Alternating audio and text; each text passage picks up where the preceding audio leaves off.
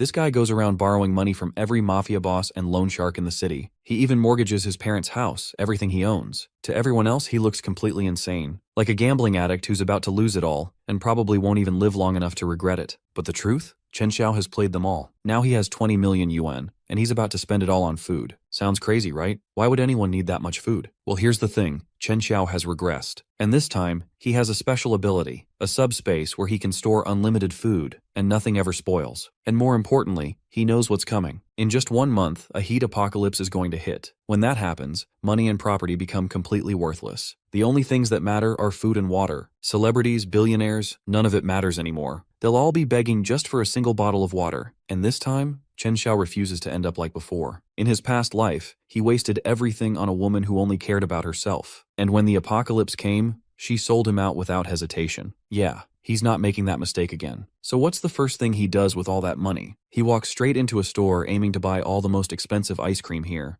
In his past life, he was too poor to afford these treats, instead buying them for a woman named Liu Wangqing. Now our protagonist decides to indulge. When the shop worker and a customer mock his outfit, Chen doesn't argue. He orders 10 of every item in the store. The woman bets that if he can pay, she will bow. Our hero reveals a bank balance of over 20 million yuan. He buys the entire inventory for 1 million yuan and pays a 300,000 yuan deposit on the spot. Chen Xiao treats every woman in the shop to free ice cream except for the one who mocked him. This forces the woman to follow through on her bet, bowing to him on the floor. Later, sitting on a park bench, our boy reveals his ultimate card. His supernatural ability, a spatial portal, reappeared with him. This space keeps items in a state of eternal stasis, meaning the ice cream hall stays frozen even in the 50-degree heat of the coming disaster. While he mentally catalogs the weapons and energy reserves needed for his safe house, his phone rings. It is a call from Liu Wangqing. Given his previous life, Chen Xiao views this call as a stroke of bad luck. As the name Liu Wangqing flashes on his screen, Chen Xiao is hit by a wave of bitter memories. After his parents passed away, he viewed this woman as a source of comfort, but he soon learned she was a parasite draining his inheritance. Their relationship reached a breaking point when she demanded a luxury condo in her name and pressured our boy to sell his ancestral home for an 880,000 yuan bride price. The betrayal went deeper during the apocalypse.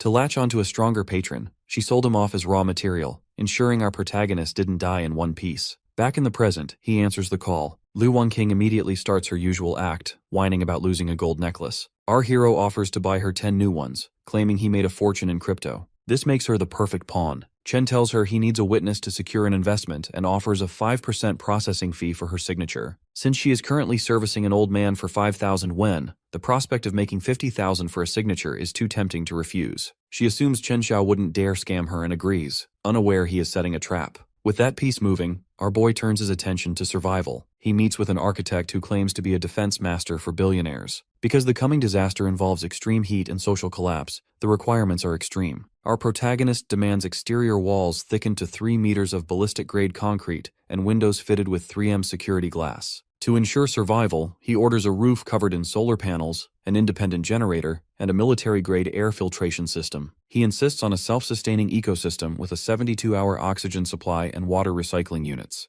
The architect thinks Chen is a paranoid mark, but a 1 million yuan deposit changes his mind. Our hero encourages this, telling the man he can name his own price for the final payment. He knows that once the world ends, there will be no final check to cash. As construction begins, Chen Xiao realizes a fortress is useless without protection. While food and medicine are easy to hoard, acquiring firearms is a challenge. Our boy contacts a black market dealer known as Sweet Sauce and heads to a crowded district for a 8 p.m. meeting. The meeting is interrupted when a young woman suddenly crashes into him, fleeing from a group of thugs. They corner her, accusing her of cheating on their turf. As she begs for help, our protagonist recognizes her. It's Li Yu, and her appearance in such a place is unexpected. Li Yu, a former classmate from middle school, is cornered in an alley by a group of thugs. One holds a bat while another pulls her hair. Chen Xiao decides to intervene as the lead thug demands money and a subordinate suggests she pay with her body. Our boy steps forward and commands them to release her. The thugs do not take the interruption well. One lunges at Chen with a raised fist, but he dodges. Drawing on past experience, our hero snaps the man's wrist and delivers a palm strike. This violence triggers a holographic system notification, a negative emotion, harvesting system that feeds on the fear and rage of enemies. Our protagonist is surprised, as he did not possess this power in his previous life. As another thug threatens Li Yu, a large wooden board falls and knocks him out. A man in a tropical shirt drops down, criticizing the group. Chen and the newcomer move in sync, blocking strikes and delivering kicks until the thugs are on the ground. As the attackers flee, the system alerts our boy that he harvested enough fear to unlock a spatial storage expansion. Li Yu offers a look of gratitude. Chen Xiao places a jacket over her shoulders and tells her to be careful. She leaves, leaving him with the man in the tropical shirt. This man is Mu Chang, the black market dealer. After an exchange of codes, which generates more clueless emotions for the system, Mu Chang leads him to a private room. Inside, the dealer reveals a Russian-made handgun. Our hero inspects it professionally, prompting Mu Chang to offer a friendship price. Our protagonist asks for suppressors, warranties, and free ammo. This frustrates the dealer, and the system harvests the resulting heartache and shock. Eventually, Chen transfers the money, completing his arsenal. With the weapon secured, our boy moves to settle a debt. He meets Lu Wangqing at a luxury hotel, where she waits in a red dress. Still viewing him as someone she can manipulate, she follows him into a meeting with the loan shark, Zhang Yang. There, she signs a document she believes is an investment formality. In reality, she is signing a deed of sale, making herself the sole guarantor for the debt. While Zhang Yang plans how to exploit her when she defaults, Chen Xiao watches from a distance. He used her to clear the final payment for his safe house. The architect confirms the house is now reinforced to military standards, capable of surviving heat and blasts. Finally, as a news broadcast warns of solar flares and heat waves, our hero stands at his window. He checks his weapon as the sky begins to glow. The world is ending, but he is ready. The disaster begins with a solar flare that disrupts the Earth's ionosphere, sending global temperatures toward a lethal 45 degrees C. News anchors advise the public to avoid non-essential travel. Chen Xiao watches the sky from his window, aware that this spike is only the beginning. Outside, the heat becomes unbearable, forcing citizens to scramble for relief. This fear creates an opening for Li Dafu, the owner of a convenience store. To capitalize on the panic, he uses a megaphone to shout about water and power rations, tricking neighbors into a buying frenzy. Li views the disaster as a scheme and tries to manipulate a group of women, offering discounts if they visit his home later. The desperation of the crowd allows him to maintain control until he spots someone he thinks he can bully. When our boy enters the shop, Li Dafu decides to make an example of him. He grabs our protagonist by the collar and falsely accuses him of shoplifting. The shopkeeper labels him a beggar and threatens to call the police unless he pays for damages. This draws a crowd of onlookers who record the scene. Rather than being affected, our hero remains composed, his gaze fixed on the merchant. To flip the script, Chen Xiao questions the price of potato chips being sold for 50 yuan, asking if they possess a secret cure for heat stroke. This infuriates the shopkeeper. The interaction triggers the negative emotion harvesting system. As holographic notifications appear, our protagonist realizes he can feed his spatial storage by making this man suffer. Chen leans in and claims to see darkness in the shopkeeper's face, mockingly diagnosing him with kidney deficiency and citing his actual symptoms of insomnia and night sweats as proof. Li Dafu is momentarily stunned before exploding into a rage. Our boy tosses a single coin onto the floor as payment for a lollipop and walks out. This generates a massive burst of rage for the system to harvest. By nighttime, our hero is ready to use those points. He spends the energy to expand his portal by 200 cubic meters and returns to the convenience store under the cover of darkness. Chen Xiao opens his spatial portal and vacuums up every shelf of inventory. The next morning, the heat is so extreme that birds fall dead from the trees. When Li Dafu arrives, he finds the interior hollowed out. The loss of his stock sends him into a fit of agony. Back in his fortress, our boy stays cool with a soda, watching the video of the shopkeeper's breakdown on his monitors. The system continues to feed on the misery, and our protagonist's power climbs as the world begins to burn. After hollowing out the convenience store overnight, Chen Xiao stands among the gathering crowd to watch the fallout. Since the shop is now a shell of its former self, Li Dafu collapses in the center of the room, screaming in agony. Neighbors, already tense from the rising heat, speculate that the store owner staged the robbery to manipulate prices. Some whisper about hauntings, causing a spike in fear and suspicion.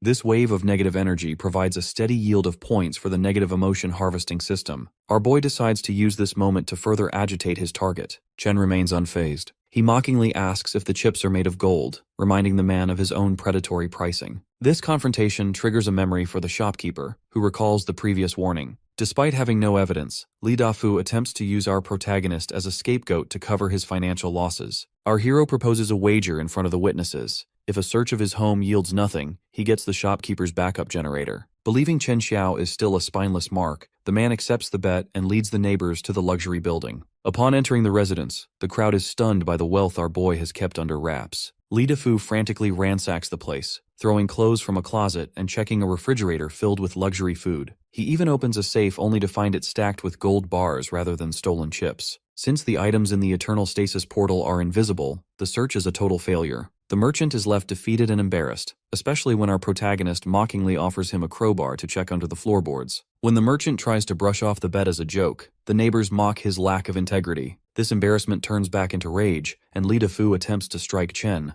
Because of his combat experience, our hero effortlessly catches the fist and twists the man's arm behind his back, forcing him to the ground. The merchant is forced to move the generator immediately. Chen Xiao warns him to make it snappy, knowing that once power rationing starts in a few days, the heat will make it impossible to step outside. As our boy watches the man crawl away, the system harvests a burst of humiliation and fear. Back inside his fortress, the phone rings with a call from a panicked Liu Wanqing. She explains that loan sharks are tailing her and demands to know why they are coming after her just because of a simple signature. Our protagonist looks at the screen, knowing his plan to settle their debt is moving exactly as intended. The Ocean Gang pressures Liu Wanqing for the debt Chen Xiao planted, leaving her distressed. During a video call, she screams at him and accuses him of lying. Our boy maintains a calm expression, using a faked tone of hurt. He asks why she never trusts him, claiming he gave her his whole heart to keep her off guard. While our protagonist plays the part of a wounded lover, he is amused that the gang members are even more impatient than anticipated. As the conversation continues, our hero prepares a meal. He asks if the thugs have her address, and Liu Wanqing reveals she shook them off in the side streets. She warns him not to play tricks, but he dismisses her fears as overthinking. The situation shifts when she sees his dining table. Because Chen is sitting down to a gourmet meal of grilled salmon over rice, she is struck with shock. In a global heatwave where supplies are scarce, the sight of a chilled soda and fresh fish triggers her greed. Watching from her bed while sweating in the heat, she realizes our boy must have struck it rich. This hunger forces her to drop her act. Because she wants a meal, she changes her tactic by propping her chin up and lighting a cigarette. She pulls down her shoulder strap, offering to keep him company if he lets her stay with him. Our protagonist sees through the display. He reminds her that she used to be secretive about her home and never allowed him to visit. Since she is starving and terrified, she dismisses her past behavior and immediately types out her apartment number. Our hero tells her to wait for him. She used to act like he wasn't worth her time, and now she is handing over her address for a piece of salmon. His peace is interrupted by aggressive knocking at the door. Auntie Wang, an older neighbor, tries to use her grandson to guilt-trip him into letting them inside for the air conditioning. She claims neighbors should look out for each other, but Chen Xiao has a long memory. Because this woman once humiliated him and his mother for collecting plastic bottles, he feels no sympathy. Our boy reminds her of how she had security chase them off before slamming the door. This sends Auntie Wang into a rage. She screams at the door, cursing his deceased parents. This outburst triggers the negative emotion harvesting system, providing our protagonist with a surge of rage points while he stays in his air conditioning.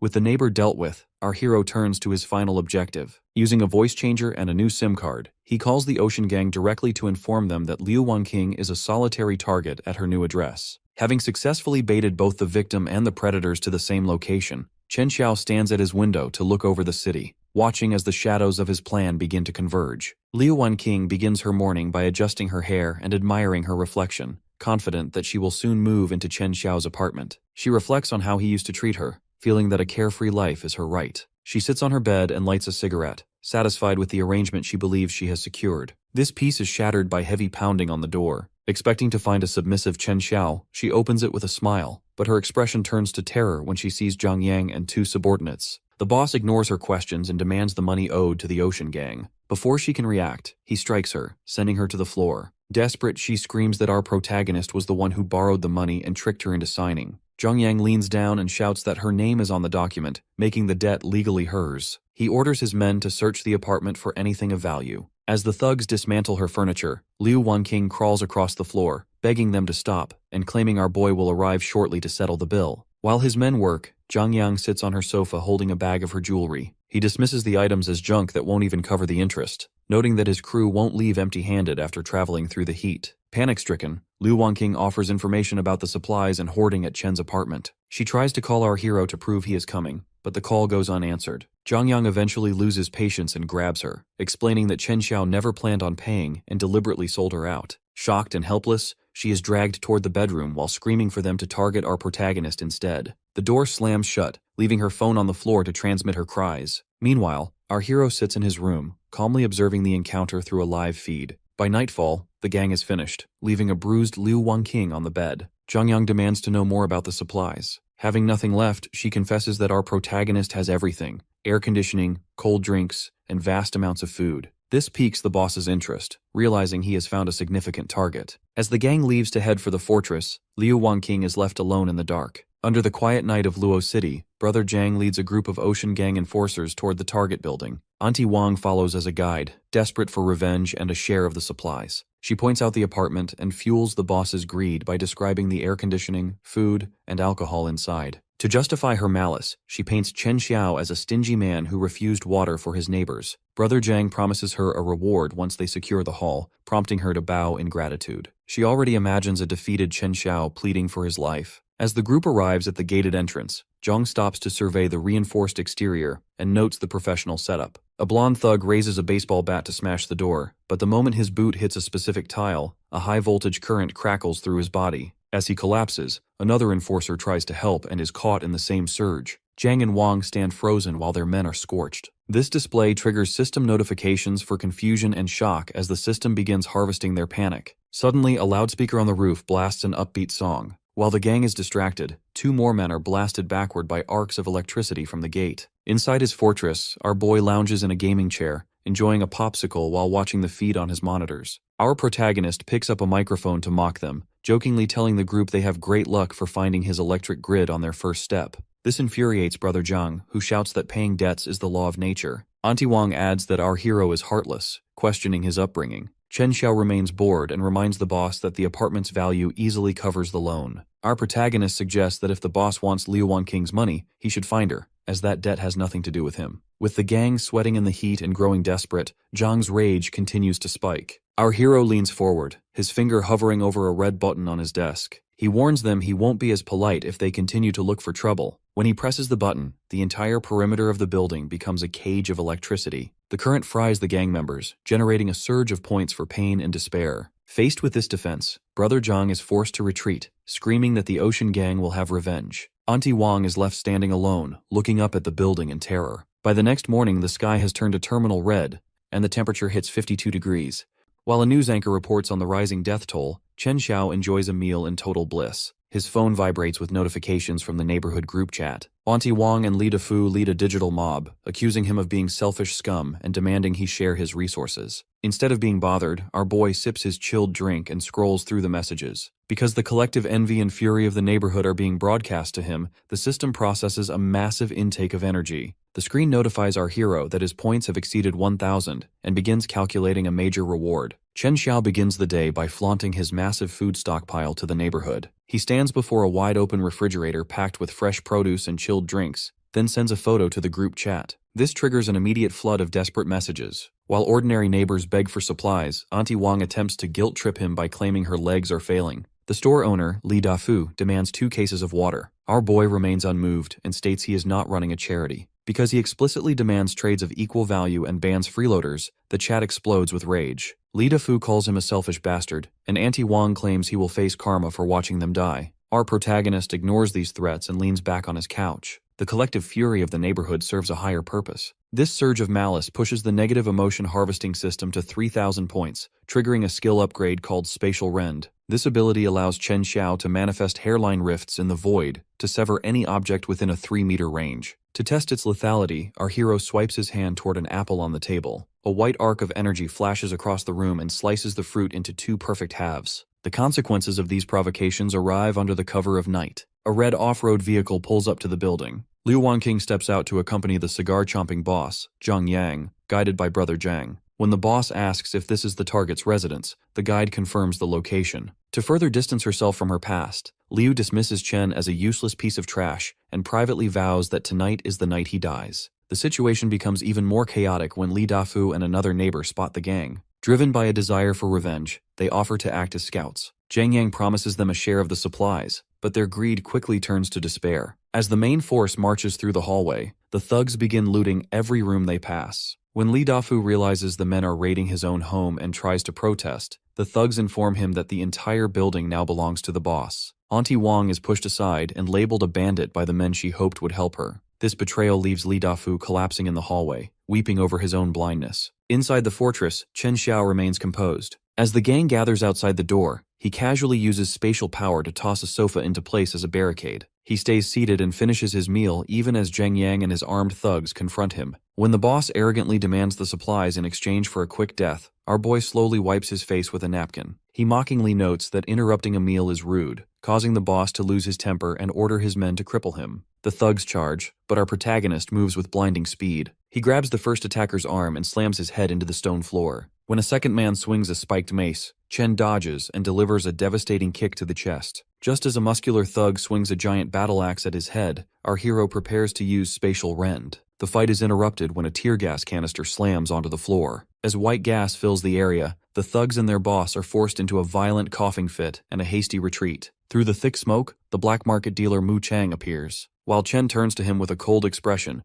Mu Chang simply holds up another canister. He notes that while the boy's combat skills are impressive, he clearly has trouble on his hands. The dealer asks if he is still in the market for premium guns. After neutralizing the threat at his doorstep, Chen Xiao returns to his fortress to share a chilled bottle of water with Mu Chang. The dealer is impressed by the luxury our protagonist enjoys despite the heat, but Chen remains focused on business. He demands to know why Mu Chang has appeared in this territory. The dealer explains he has been tracking a rival boss, Liu Haifeng, whose subordinates are poaching his business. After seeing the gang head toward the building, he followed them and realized our boy was the target. Musen notes the stockpile of supplies is impressive, but he clarifies he has no intention of prying into secrets. Instead, the dealer reveals that Boss Liu is hoarding purified water, which has become a primary currency as temperatures rise. He proposes a partnership where he manages sales while our hero handles the acquisition. Once the water is secured, they will store it in the fortress. Chen Xiao agrees but demands a 90-10 profit split in his favor. This demand sends Mu Chang into a state of shock, triggering a harvest of 40 points for the system. When Chen begins to walk away, the dealer's desperation takes over. He drops to the floor and pleads for an 80-20 split so he can afford to eat. Recognizing that our protagonist holds the advantage, Mu Chang realizes he won't find a better partner. Chen finally accepts the deal with one condition. He receives first pick of any new stock, leaving only the leftovers for sale. With the deal finalized, the two move to a high vantage point at night to scout Liu's industrial stronghold. Mu Chang points out the trading zone where people barter for survival. He also notes that several women, including Liu Wangqing, have been captured.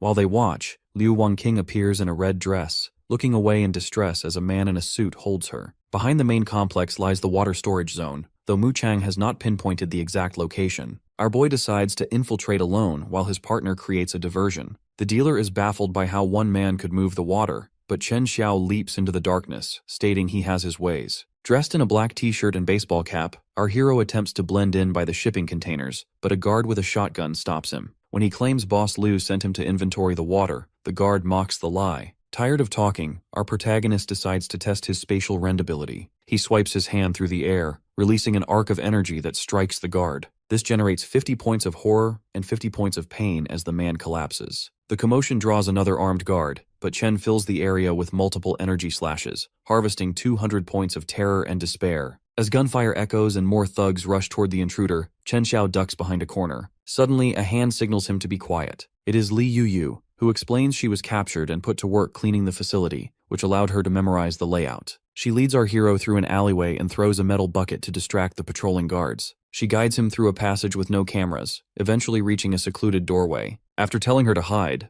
our protagonist focuses his energy. A swirling vortex appears as he slams his hand against the metal wall, blasting it open. Inside the room, a guard spins around with a shotgun, but Chen releases a final energy arc that cuts the man down. As the guard falls, the system records a harvest of 360 points across shock, terror, and agony. Li Yu waits behind a rusted metal wall as smoke engulfs the factory. She fears the mission has failed until an explosion rips through the doorway, sending debris echoing through the facility. Huddling against a shelf, she is terrified by the blast and the silhouette emerging from the haze. She swings a brick with all her might, but Chen Xiao catches her arms mid-swing. Our boy remains calm and informs her the job is finished before leading her away. To signal the next phase, our protagonist runs through the flames and fires a handgun into the night sky. This flare illuminates the factory and serves as a signal for Mu Chang, who watches from a rooftop. Impressed by the infiltration, the dealer pushes a cart filled with lit Molotov cocktails off the roof. The firebombs rain onto the warehouse, transforming the structures into an inferno. This distraction forces the thugs to scramble for help,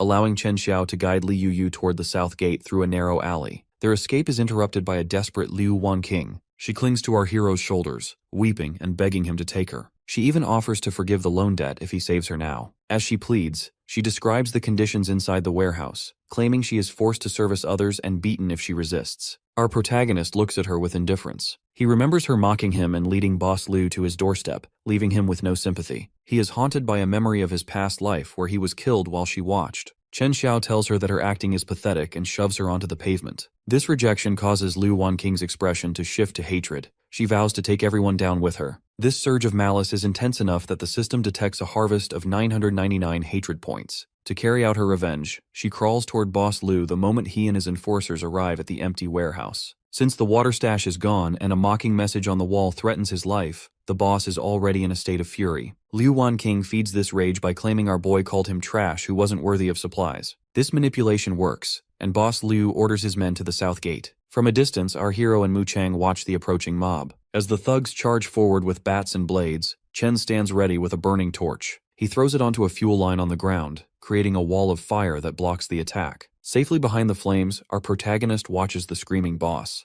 This display of helplessness generates a flood of hatred notifications, allowing Chen Xiao to hit the 3,000-point milestone and unlock the spatial barrier. Later inside the apartment, Chen Xiao hosts a hot pot dinner for Mu Chang and Li Yuyu. The atmosphere is celebratory following the humiliation of Boss Lu. Mu Chang laughs while imagining the man's reaction to his loss. As they eat, the conversation turns serious. Li Yuyu expresses deep gratitude, explaining that his intervention saved her from a miserable situation. Our boy remains humble and reminds her of their history as classmates, but she insists his help was life-changing. The mood shifts when Mu Chang notices the sheer volume of supplies, specifically the dozens of massive water bottles stacked against the walls. He questions how our hero managed to clear an entire warehouse alone. After a silent moment, Chen Xiao dismisses the mystery and tells his friend to focus instead on the logistics of moving the stockpile. When asked about her past, Li Yuyu reveals her parents vanished in an accident shortly after graduation. This somber moment is interrupted by a sudden orange light reflecting off the windows. The night sky has turned into a wall of fire. Boss Lu has surrounded the entire apartment block with an inferno, deciding to burn the neighborhood to force our protagonist out. Mu Chang and Li Yuyu panic as they watch neighbors trapped in the flames on the CCTV monitors. While Mu Chang reacts in anger, and Li Yuyu asks if they should intervene,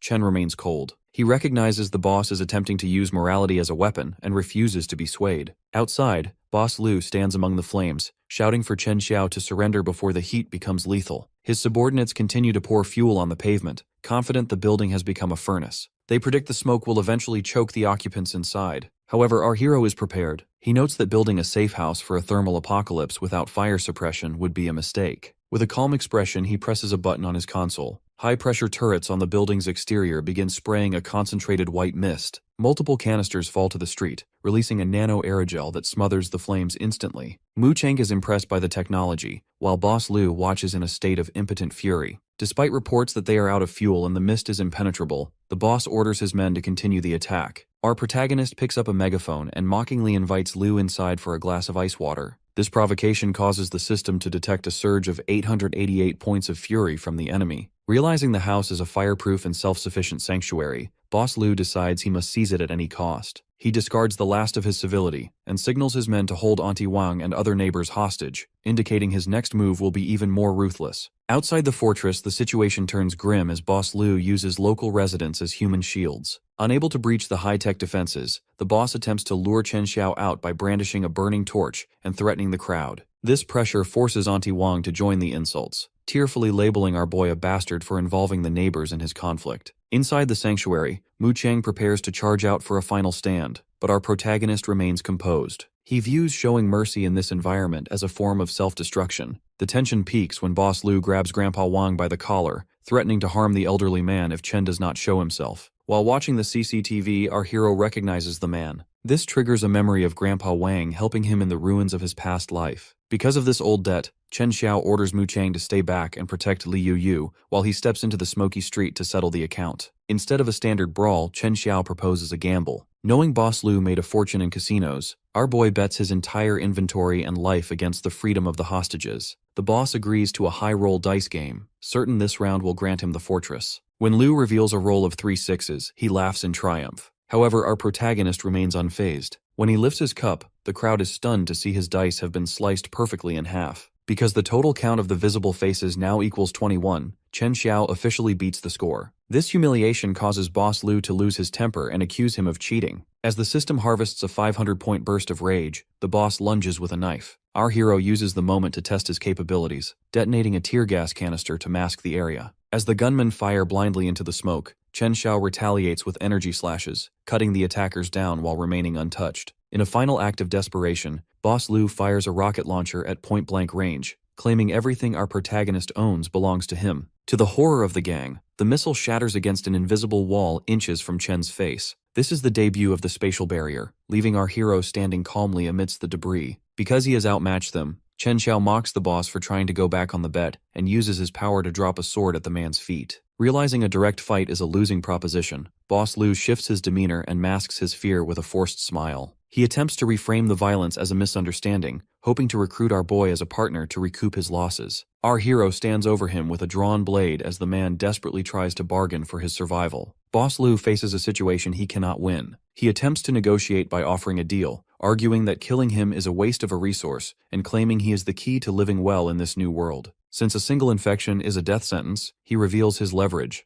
a secret stash of antibiotics, including penicillin and cephalosporin. Liu offers to split the medicine if our boy spares him, emphasizing that only he knows the entry code to the West District warehouse. Our protagonist responds by placing a hand on the man's shoulder and leaning in. He admits that medicine is hard currency, but informs Liu that his own stockpile is already larger than anyone could imagine. Sensing an opening, Liu suggests a partnership, and Chen Xiao agrees to end the conflict there. The boss retreats toward his men, confident in his ability to stall for time. However, as our hero watches them leave, he knows he does not need a passcode when his powers can bypass any door. Before heading back inside, our protagonist speaks with Grandpa Wang. He takes the elderly man's hands and assures him the danger has passed. While Grandpa Wang offers to help with odd jobs to repay the debt, a system notification for fear points flashes over Auntie Wang, who watches with malice. Chen Xiao advises the old man to go home and lock his doors, choosing to ignore the neighborhood's resentment for now. Meanwhile, in an alleyway, Boss Lu's intentions surface. He mocks Chen and tells his subordinate, Pineapple Head,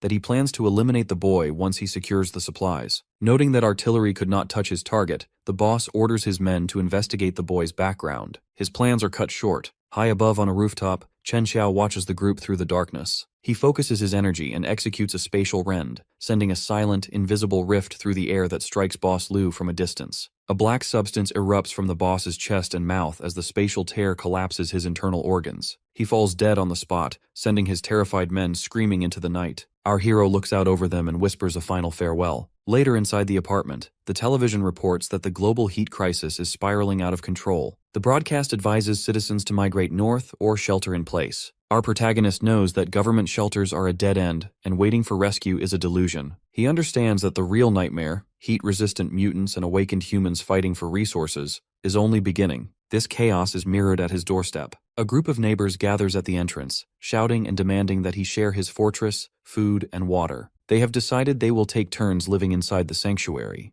Instead of being intimidated, our hero remains in his kitchen cooking a steak. He takes a photo of his dinner and sends it to the neighborhood chat, triggering a surge of envy, rage, and despair points for his system to harvest. As a neighbor outside vows to kill him, Chen remains unbothered. To him, their rage is worthless. With his hand on the door handle, our protagonist prepares to head out to scout the West District warehouse. Chen Xiao steps out of his building to find a group of thugs waiting. Their leader lunges with a meat cleaver, but our protagonist outclasses him instantly. In a sudden counter, our boy reappears behind the man, snaps his wrist, and sends him reeling. When another attacker tries an ambush, Chen catches him mid-swing and pins him. Moving with speed, our hero strikes down the remaining men, leaving the group on the pavement. A survivor screams that there are too many witnesses for Chen Xiao to get away with the act. This triggers a fear system notification, but our boy remains indifferent. When the survivor asks if he will finish them off, our protagonist looks down with an icy gaze. To him, an immediate death is too merciful. Instead, he leaves them to the elements. Between the scorching heat and open wounds, he knows infection will set in within days. He walks away, leaving the men in the sun. With that business settled, our hero moves to the West District warehouse to secure the medicine stash. Upon arrival, he spots a security camera and shatters it with a spatial arc before carving a pattern across the front gate to disable the sensors. However, as he pushes the door open, thick green gas begins to billow across the floor. The poison gas forces Chen into a coughing fit, and he collapses to his knees. As his vision blurs, silhouettes appear through the haze. A man in a gas mask leans over him to inject a liquid into his arm. This stranger is a researcher named Lin Guodong. After Chen Xiao wakes up, the professor explains the nerve gas was a security measure for his lab, where he studies human evolution in extreme environments. He introduces his assistant, Su Rui, who wears a purple bodysuit. While our boy is suspicious of their agenda, the facility is sophisticated, featuring vats and a dinosaur skeleton in a containment tank. Professor Lin offers a gift as an apology for the gas, leading our protagonist to a refrigerator stocked with various antibiotics. Chen Xiao packs his bag and departs with a brief thanks, though he notes the professor's enigmatic expression. Back at the fortress, an exhausted Chen Xiao checks his phone to find the neighborhood group chat flooded with pleas for medicine. He posts that he has plenty of supplies but clarifies they are not for sale. This causes the injured thugs to explode in a digital rage. This wave of hatred generates a surge of 99 rage, 200 hatred, and 380 envy points for the system. However, as our protagonist rummages through his haul, his eyes widen. Tucked at the bottom of the bag, beneath the medicine, is a small circular tracking device. Chen Xiao discovers a metallic tracking device in his gear and realizes he is being hunted. To identify his pursuers without revealing his location, our boy turns the situation into a farce. He heads to a nearby alley and attaches the tracker to a stray cat. The move works. Back at the lab, Professor Lin stares at his laptop in frustration while watching erratic, zigzagging red lines on his map. With the tracker following the unpredictable path of a feline, the scientist wonders what kind of game our hero is playing. While this diversion plays out, the neighborhood group chat descends into desperation. Extreme heat pushes people to the brink, and neighbors film video pleas for medicine and water. One mother uses her crying child to guilt-trip the group for supplies, offering a picture book in trade. Our protagonist remains cold, remembering how this woman used the same tactics to hoard resources in his past life. The situation turns toxic when a neighbor labels Chen Xiao a cold-blooded and selfish man. Unbothered by the moral blackmail, our protagonist decides to expose the crowd's hypocrisy. He posts a surveillance photo of Wang Wei, who has been secretly hiding cases of water and canned food in the hallway. He mockingly offers to match whatever she shares with the group first. This exposure turns the neighborhood's desperation into a violent mob. Our hero watches through his monitors as a group of men wielding a heavy axe smash through Wang Wei's door. While she cringes in terror, the thugs ransack the apartment and strip her of supplies. Amidst this distraction, Li Yuyu slips away from the chaos and secures her own backpack of supplies. The focus shifts when neighbors gather around the body of a bald thug, now rotting and swarmed by flies in the heat. As they panic about a potential plague, a medical team arrives. Professor Lin and Su Rui enter the hallway wearing surgical gloves. They claim to be from the CDC and apologize for delays. Because the neighbors fear an epidemic, they immediately view the professor as a savior. Lin performs a professional examination and hands out disinfectant tablets to win the crowd's trust. However, his private thoughts reveal he is only there because the tracking signal went haywire in this area. From a reinforced window, our hero watches with growing suspicion. He recognizes the professor and realizes the medical relief is likely a cover. Chen Xiao receives an unexpected warning when his phone buzzes with a text from an unknown sender telling him to be careful of the doctor. This confirms his fears but raises questions about who else is lurking in the shadows. While our boy catches his reflection in his phone, a figure on a distant rooftop aims a high-powered telescope directly at the fortress. Our protagonist realizes he is caught between a predatory scientist and a mysterious observer, as multiple parties now watch his every move. Chen Xiao attempts to trace the mysterious sender who warned him about the doctor, but the call connects to an automated message. The subscriber is using a virtual number. Because the caller masked their identity thoroughly, our hero realizes he has hit a dead end. He wonders if this was a genuine warning or a calculated attempt to use him to eliminate Professor Lin. As the sun sets, survivors gather around the professor in a residential courtyard. One neighbor expresses gratitude, noting that the heat would have turned uncollected bodies into a health crisis without his intervention. Professor Lin maintains a polite smile, dismissing the praise as simple duty. Watching from a balcony above, our protagonist notices dark stains on the edge of the professor's coat. They resemble dried chemical reagents rather than blood. This sight triggers a flashback to his past life when medical teams appeared shortly after the heat wave began. Under the guise of preventing an epidemic, they collected blood samples from residents. Soon after, the most able-bodied survivors began to vanish. Professor Lin continues to build his public image by pinning a notice to a community board. By offering free water and health checks, he earns a reputation among the neighbors. Later that evening, the professor follows a tracking signal into a dark alley, only to find a cat eating from a tin can. As he reaches down, he discovers the tracking device attached to its fur and realizes he was outsmarted. This discovery triggers a surge of frustration, which our boy harvests while watching from behind a nearby stall. The action moves to an underground parking lot serving as a health check station. While residents complain about the heat, Professor Lin and his assistant begin their exams. Our protagonist blends into the shadows, watching as the doctor draws blood from an elderly man. When the man questions the procedure, the professor claims it is a routine screening. The calm breaks when 3 men approach in a panic. One of them, Abu, has a heavily infected arm. To treat him, Lin produces a vial labeled T7, describing it as an enhancer that accelerates healing. He injects the solution into the arm and assures the man he will be fine. While the group feels relieved, Chen Xiao notices the professor closely observing the patient's reaction. Later that night, the situation takes a horrific turn as Abu walks through the streets with his friends. He suddenly collapses, screaming that his bones feel like they are burning. Within seconds, thick veins appear across his skin, and his eyes change as energy erupts from his body. In this mutated state, Abu grabs his former leader, Zhang Qiang, by the throat. He mocks the man for using him as a human shield in the past. With a powerful strike, the mutated Abu sends his former friend crashing into the pavement. Sensing another presence, he turns toward the shadows and spots our hero, who stands calmly in his hoodie, facing him. After the mutation takes hold, the transformed Abu charges with high speed. Chen Xiao performs a fluid sidestep, allowing the brute to sail past him without landing a blow. Watching the mutant struggle to change direction, our protagonist realizes that while the man's strength has tripled, his movements are rigid and linear. This observation confirms the reaction is not normal. Our hero decides to conclude the fight immediately. With a swift motion, he unleashes a spatial rend. A sharp arc of energy cuts through the air and sends Abu tumbling into the shadows to collapse on the pavement. While our boy stands over the motionless body, Professor Lin Guodong walks through a nearby quiet alleyway. He stares at a handheld tablet, frustrated that the locator in his serum has stopped transmitting a steady signal. He stops abruptly when he finds the corpse of his test subject and the injured Zhang Qiang lying in the street. The professor kneels to inspect the body, deducing that while the T7 prototype caused neural collapse, it was not the direct cause of death. He examines a precise gash on the neck that matches the incisions found on Liu Haifeng and previous door locks. Lin realizes he is dealing with someone who can carve through matter without external gear. He confirms that Chen Xiao is the anomaly he has been seeking. Searching for more information, the professor finds Zhang Qiang coughing up blood against a nearby wall. Masking his intentions with an air of concern, he kneels beside the man. Lin shows the survivor a photo of our protagonist on his tablet, claiming he wants to prevent further harm. Terrified, Zhang identifies Chen's location in exchange for help. The professor has the injured man moved into a sterile laboratory. When Zhang expresses concern about his friend's mutation, the doctor dismisses it as a rare rejection. Sensing danger, the survivor begs for antibiotics and to return home. But the professor informs Zhang that he needs to be quiet for the sake of science. The man is forced into a dark room as the heavy metal doors of the quarantine center slam shut. Back at the fortress, our hero reclines in the dark while mentally reviewing his plans. His peace is interrupted by a chime at the door. When he checks his security monitor, he sees Professor Lin standing outside with a polite expression.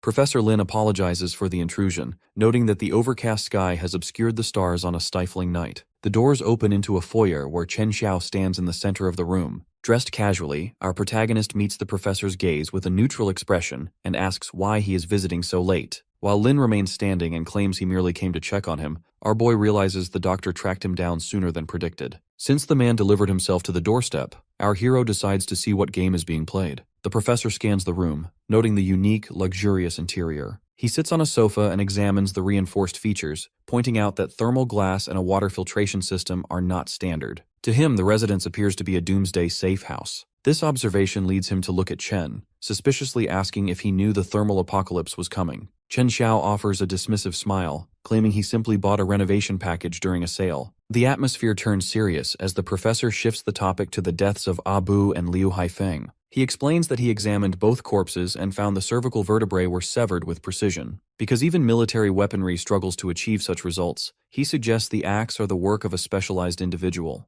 Our hero mocks the gravity of the situation by making a prayer-like gesture and asking for a recommendation for a blade supplier, explaining he needs a better knife to cut steak in the heat. This response triggers a surge of speechlessness from the professor, but the scientist quickly recovers. He insists that both victims died at the hands of someone with specialized skills. Our protagonist's expression shifts as he suggests the men were unlucky for provoking something they shouldn't have. He continues to play the part of an average person, asking why the doctor would bring a medical kit in the middle of the night if he didn't think Chen was ill. Eventually, our boy asks how the professor found his address. Lin places his smartphone on the table, showing a photo of Zhang Qiang. A monitor view reveals the gang member is currently hooked up to sensors and an oxygen mask. While the professor claims he is saving the man's life, our hero is visibly tense. He knows that falling into the hands of this doctor likely means the man is suffering. Professor Lin explains that Zhang is adapting to a therapy meant to help the human body evolve in high temperatures. This confirms the suspicion that the doctor is conducting human experiments. The reality of this evolution is shown as Zhang Qiang's body ripples with muscle and fangs emerge. A system interface highlights that the mutation rate has hit a critical 37%. The professor then presents a syringe filled with blue liquid, calling it an immune booster with no side effects. Chen Xiu remains skeptical, jokingly asking if it tastes like blueberry soda, which results in another surge of points from the doctor's speechlessness. Lin ignores the humor and argues that since the survival rate for humans is less than 10%,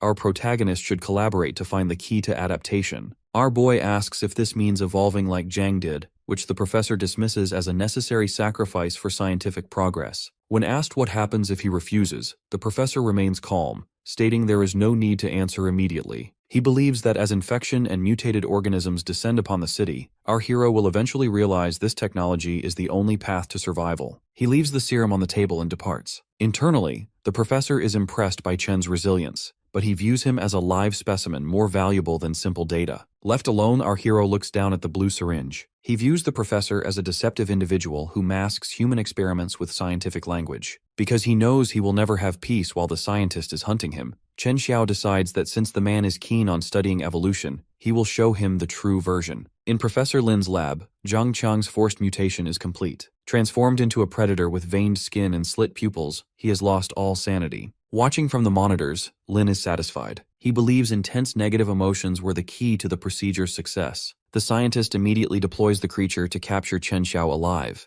While Lin focuses on this breakthrough, Su Rui stands nearby, questioning if turning people into monsters is the path to human evolution. Lin dismisses her moral concerns, arguing that ethics are a luxury, and this sacrifice ensures survival for others. Impatient for results, the professor presses a button on the control panel, triggering a surge in Zhang Qiang's body that causes him to roar and leap into the night. Under the light of a full moon, the mutant leaps between high-rise buildings until he lands in a city courtyard to track the target. Our protagonist is not caught off guard. He leans against a tree as the monster arrives. Rather than showing fear, our hero mocks the creature's appearance, asking if he should call him Fido. This disrespect triggers a 1,000-point rage notification. Our boy realizes that because the beast's emotions are intense, harvesting efficiency has increased by 30%. To avoid damaging the Safehouse or waking neighbors, he leads the monster toward a secluded underground parking garage. Once they reach level B2, the battle begins. Chen Xiao swings his arm to test his spatial rend, but the energy arc bounces off Zhang Qiang's arm. The mutation has made the hide thick, leaving the beast unscathed.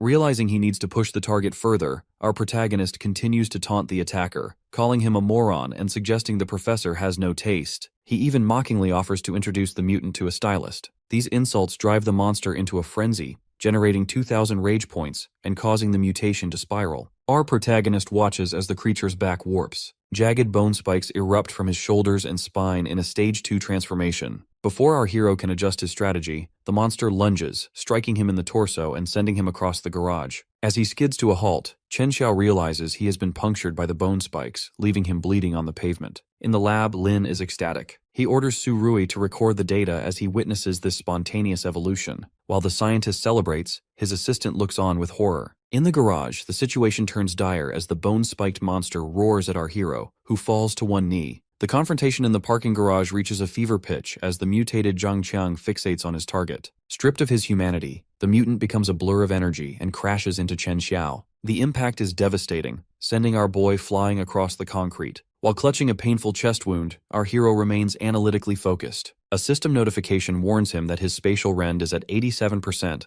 while the monster's energy levels continue to climb. Instead of retreating, our protagonist doubles down on his strategy. He stands and wipes blood from his lip, choosing psychological warfare to bridge the gap. He mockingly asks if the extra bones turned the beast into a hedgehog, reminding the former thug he had more guts as a street criminal. As Chen labels him a dog acting on Professor Lin's command, the system harvests a staggering surge of rage and humiliation points. In the laboratory, the scientist watches the feed, noting that the bone density of the creature has increased by another 5% due to the emotional output. The professor encourages the mutant to push past his limits, triggering a stage 2 evolution. Zhang Qiang releases a shockwave of energy and fires a barrage of bone spikes. Our protagonist remains calm as the projectiles embed themselves in the walls. By intentionally provoking this outburst, Chen Xiao pushes the negative emotion count to the 30,000 cap. This milestone allows him to trigger an immediate skill evolution, Spatial Rift, Annihilation. Blue energy surges as ethereal chains appear around him. Our hero points a finger at the charging beast as a void forms at his fingertip.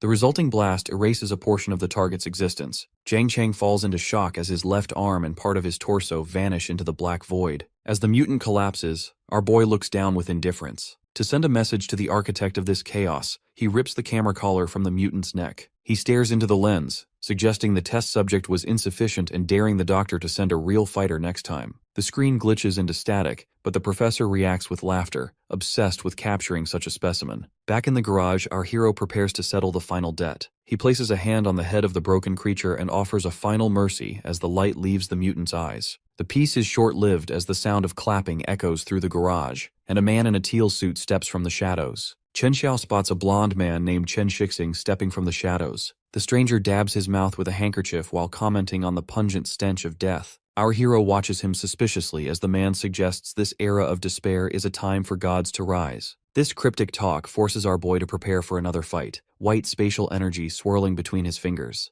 The man in the suit remains unfazed, seemingly impressed by the destructive power displayed. He clarifies that Chen Xiao is clearly not one of the defective products created by Professor Lin Guodong. Mentioning the professor triggers our protagonist's guard, and he demands to know if the two are accomplices. Chen Shixing claims to be the opposite, a protector trying to stop further tragedies. He reveals he was the anonymous sender who warned our hero about the doctor earlier. When Chen Xiao asks how a stranger obtained his private number, the man holds up a black card embossed with a DNA helix and a ship. He introduces himself as a representative of ARC, a powerful organization with an extensive intelligence network. He explains that in this era, awakeners appear much earlier than in the past. He contrasts ARC's methods with the experiments of Lin Guodong, claiming his group offers a true evolution that preserves sanity. He paints a picture of an elite group destined to survive the coming upheaval, offering our boy a path to transcend mortality. Our protagonist is not moved by the speech. To him, this path to godhood sounds like the rambling of a cultist. Before the man can finish, our hero moves suddenly. A purple energy slash cuts through the air, slicing the ARC business card out of the man's hand. Chen mockingly claims his hand slipped before turning his back. He rejects anyone trying to dictate his life, whether they are scientists or self-righteous elites. Our boy flatly rejects the offer, making it clear he works alone and has no interest in joining any factions. This blunt rejection turns Chen Shixing's reaction into intrigue. As the man vanishes into a portal, he leaves a final warning that a lone wolf will not last long in a crumbling world, reminding our hero that the doors to ARC remain open. Once the man is gone, our protagonist checks his system interface. He finds that despite the man's cool exterior, he still generated a significant haul of negative emotion points, including disdain and wariness. This harvest fuels his confidence. He intends to shatter any limits to his strength. With the representative gone, Chen Xiao's expression turns serious. There is one major loose end to tie up,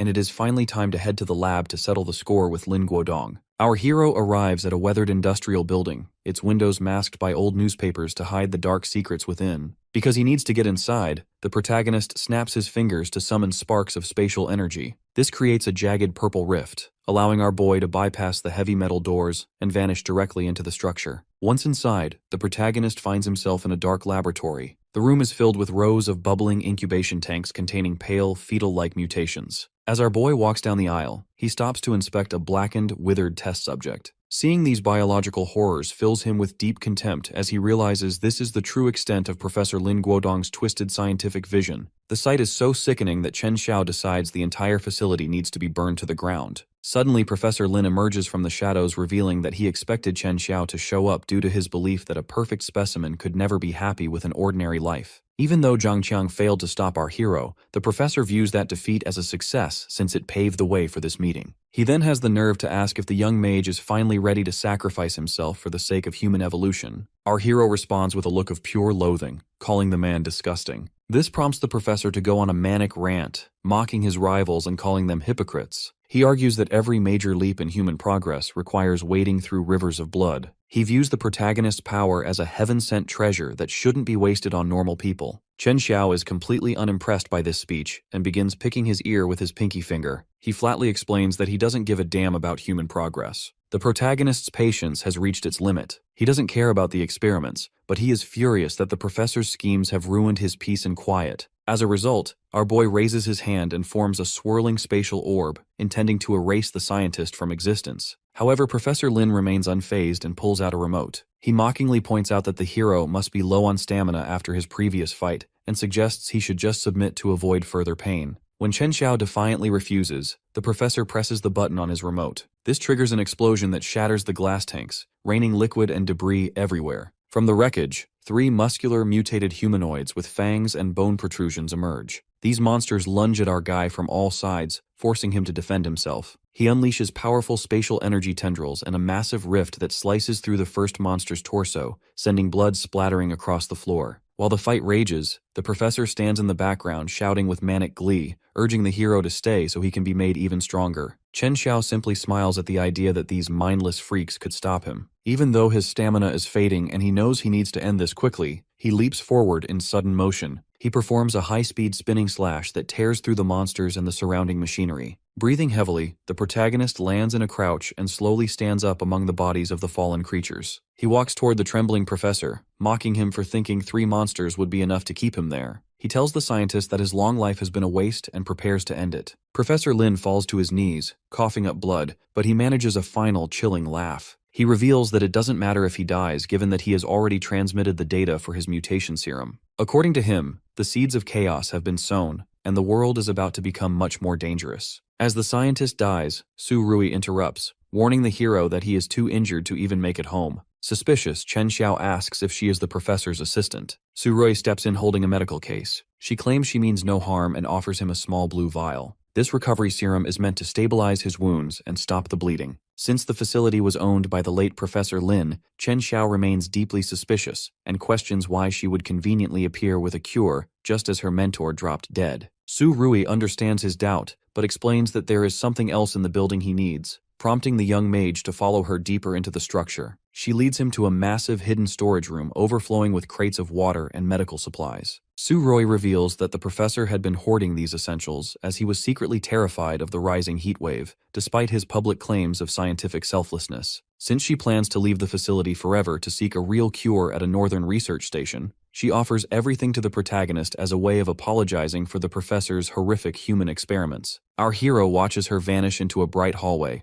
and while he respects her resolve, he is much more interested in the hoard she left behind. As the inventory is packed with valuable antibiotics and water purification tablets, Chen Xiao uses his spatial energy to open a portal and claim every single item for himself. Once the room is stripped bare, he decides there is no reason to leave the evidence of Lin's crime standing, so he triggers a massive explosion that levels the entire industrial building. Back at his safe house, the protagonist checks his thermostat and realizes the outdoor temperature has climbed past a lethal 58 degrees Celsius. This extreme heat has caused a global catastrophe, melting the permafrost and trapping the world in an irreversible greenhouse cycle that is killing off the population. Our boy looks at his system panel and discovers he lacks the negative emotion points needed to upgrade his spatial storage. Given that he needs to increase his strength to survive the worsening climate, he contacts a black market dealer named Mu Chang to arrange a trade. He realizes that now that water has become a hard currency, he can use his massive supply to squeeze emotion tax out of desperate survivors. Later that night, the two meet in a secluded alleyway to conduct business. When a desperate neighbor approaches to trade some goods for water, our hero decides to be intentionally difficult. Even though the man's items are worth 2 bottles, Chen Xiao coldly offers only 1. When the neighbor becomes visibly angry, the protagonist pushes further, forcing the man to call him a saint, just to finalize the deal. This manipulation successfully harvests a burst of rage and humiliation from the man, which fuels the hero's power. As the protagonist heads back, he encounters Grandpa Wang, who is heading out in the heat to deliver water to a struggling neighbor named Auntie Yun. Chen Xiao warns the old man to prioritize his own survival in such a brutal world, but the kind-hearted grandfather insists on helping a suffering child. Unfortunately, this kindness is wasted. As soon as Grandpa Wang leaves, Auntie Yun reveals her true, greedy nature, mocking the old man for bringing such a small amount. Instead of using the water for a child, she takes the bottle to a dark, decrepit building and hands it over to a man in a lab coat named Mr. Zhao, referring to the water as a daily tribute. Later, Mu Chang stands in the dark alleyway at night and stares at his smartphone with deep concern since something feels wrong. When he checks his screen, he sees a string of canceled deals from his contacts. Our hero is sitting on the floor nearby and realizes this is the 3rd cancellation in a row. Mu Chang turns to him and explains that it isn't just a coincidence as it feels like their business partners are being targeted.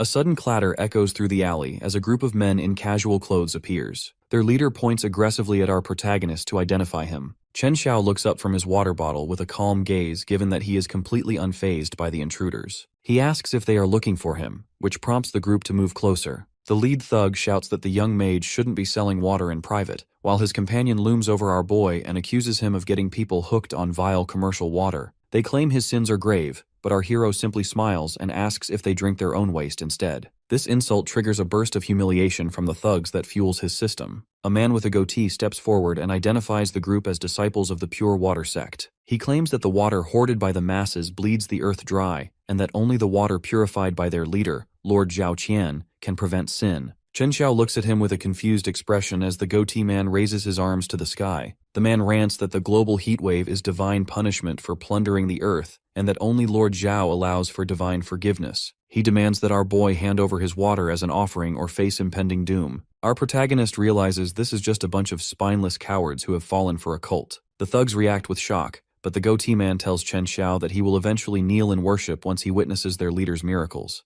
Mutang watches the religious nutjobs with a look of pure disgust. To provoke them, our hero unscrews his bottle and begins to drink, purposely letting the water spill onto the ground. He mocks their claims of heaven's wrath, which causes the cultists to explode with anger and speechlessness. Chen Xiao decides to turn the situation into a game by offering a bucket of water to the first person who curses Zhao Qian. Even though the goatee man screams about blasphemy, the thugs behind him begin to hesitate as they are desperate for a drink. When our hero confirms his word is his bond, the tension snaps. One of the thugs screams an insult at his leader, causing the goatee man to turn on his own men in a panic. Total chaos erupts as the thugs start brawling with one another to secure the promised water. Chen Xiao and Mutang watch the fight with bored expressions until the thugs eventually retreat into the darkness. Mutang is relieved that they didn't make a move on our hero, but Chen knows it isn't that simple. He understands that if they keep interfering with his business, he will have to tear them out by the roots. The scene shifts to a city street littered with cult posters claiming that doomsday is near. Our boy arrives at a dark Gothic cathedral under a giant moon, now that he knows that using violence would cause a public backlash. He wants to maintain a good reputation so he can keep harvesting negative emotions from the public. He peeks through a broken Gothic window to observe the interior and find out who Zhao Qian really is. Inside the cathedral, Zhao sits on an ornate throne. An unconscious woman lies on the carpet at his feet. Zhao Qian tells the watching cultists to observe closely as he slowly pours a bottle of water over the woman's head and chest. As the water hits her face, she gasps for air and wakes up. The cultists in the pews cheer and weep with gratitude due to their belief a few drops of water cured her heat stroke. While they pledge their eternal loyalty, Chen Xiao watches from the window with a suspicious look. He wonders if the woman is simply a paid actor or if Zhao Qian is actually a fellow awakener with special powers. Inside the cathedral, the woman who had seemingly been cured of heat stroke kneels before the altar in a state of emotional desperation. She begs to serve Lord Zhao Qian as a way to repay him for saving her life, but the cult leader maintains a holy and distant persona.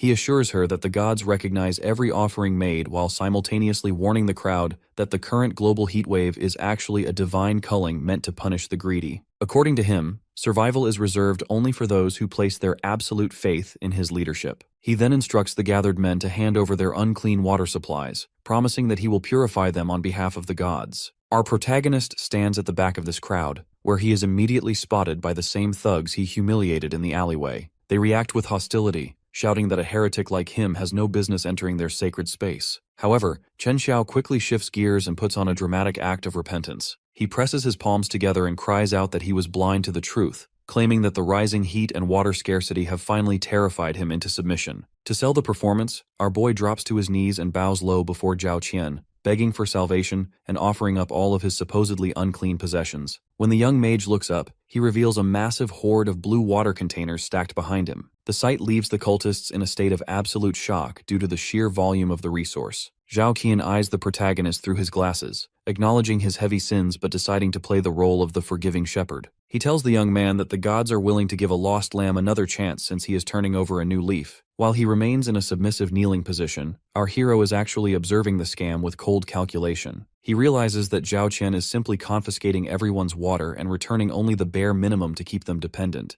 and he doubts many of these followers will even survive the month. The scene is suddenly interrupted by a man who rushes in to tell Auntie Yun that her granddaughter has collapsed from heat stroke. Auntie Yun is confused as she had been giving the child the cult's holy water, but Chen Xiao recognizes her from the shadows. He realizes that the woman had previously lied to Grandpa Wang about the child being sick just to steal his water. Now facing a real crisis, Auntie Yun throws herself at the leader's feet and offers double the tribute to save the girl. Zhao Qian responds with total indifference, coldly explaining that the gods are not babysitters. He tells her that if the water didn't work, it is simply as she isn't devout enough. He dismisses her despair and announces to the entire congregation that he will perform a true miracle at high noon the following day. As the leader walks away, the goatee man approaches our hero and hands him a white armband featuring the sex logo. He tells the protagonist to wear it as a symbol of his new membership and warns him to never forget the weight of his past sins. Chen Xiao fastens the band to his arm with a submissive look, but as soon as he turns away, his face shifts into a mocking sneer. He knows these people are fools given that he has already hidden trackers on the water jugs he handed over. Following the trail, our boy navigates a dark corridor within the facility and uses his spatial energy to bypass a locked door. Inside, he finds a secret storage room packed with premium food and expensive beverages, confirming that the holy water was just a front for Zhao Qian to hoard luxuries. While hiding among the shelves, our hero watches as the leader enters with the brown-haired woman from the earlier ceremony.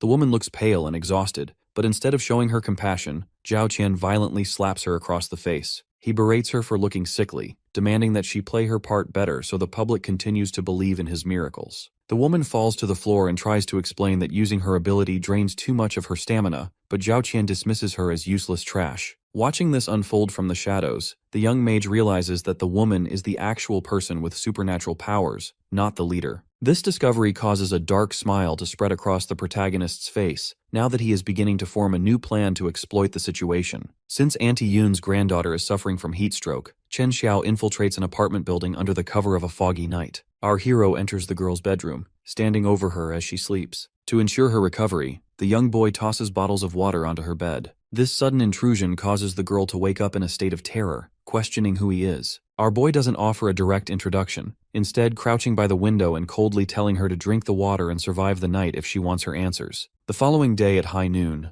a massive crowd gathers in the sun-drenched plaza outside the cathedral for a promised miracle. Zhao Qian sits on a stage, using a fiery solar aura to convince the cultists that his divinity protects him from the 58°C heat. This display successfully deceives followers like Auntie Yun, who watches with tears of awe. However, our protagonist stands in the crowd with a cynical expression, as he has already figured out the scam. He realizes the cult leader is simply exploiting the ability of the young female awakener standing behind him. As the girl uses her energy to maintain the illusion of heat resistance, Chen Xiao decides to test a theory. He focuses his spatial power, wondering if his energy can physically sever the connection of her ability. Due to this spatial interference, the girl suddenly finds herself unable to project her power onto Zhao Qian. This causes the cult leader to panic as the actual heat of the sun begins to cook him, leading him to grit his teeth and demand to know what is happening. The girl looks around in dread, realizing that someone in the shadows is blocking her reach. Despite her internal struggle, a desperate Zhao Qian whispers for her to get closer and maintain the miracle at any cost. Our boy watches this play out from the crowd and makes eye contact with her, flashing a knowing smile. The girl hesitates as she knows her own physical limits would prevent her from surviving long in the direct sunlight of the plaza. At this moment, the girl remembers a terrifying vision of red eyes and a note left by Chen Xiao, which explained his intent to kill the leader and seize the territory. Realizing she has a chance to switch sides, her expression hardens with determination. She ignores Zhao Qian's screams and insults,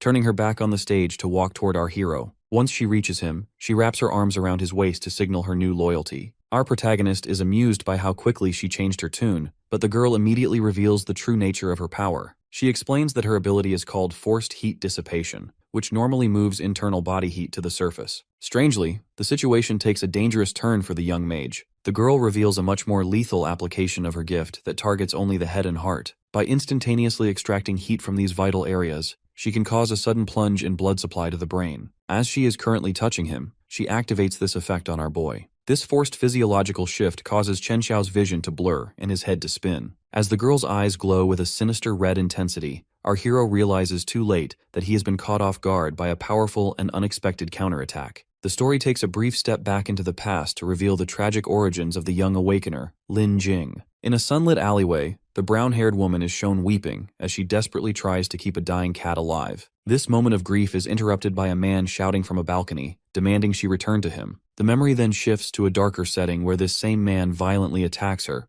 dragging her by the hair while complaining about the burden of raising her. He reveals his true, predatory nature by demanding she sell herself to strangers just to bring back water for him. While Lin Jing struggles in his grip, the apartment door opens to reveal Zhao Qian and two of his enforcers. Zhao Qian watches the abuse with a look of cold disgust before his men strike the abuser, leaving him bleeding against the wall. Instead of acting out of pure kindness, however, the cult leader reveals his ulterior motive. He tells the trembling girl that he witnessed her perform a miracle by bringing the dead cat back to life. He flashes a warm smile, claiming her power is a gift from the gods and inviting her to join him to save more souls. Returning to the present day at the plaza, the situation has turned dire for our hero. Two cultists have forced Chen Xiao to his knees, mocking him for his perceived disrespect toward their leader. This temporary submission is short-lived, as the young mage's eyes narrow with lethal intent. In a sudden explosion of movement, our boy summons a jagged arc of spatial energy that slashes through the air. The strike is so precise and powerful that it sends blood spraying across the scene,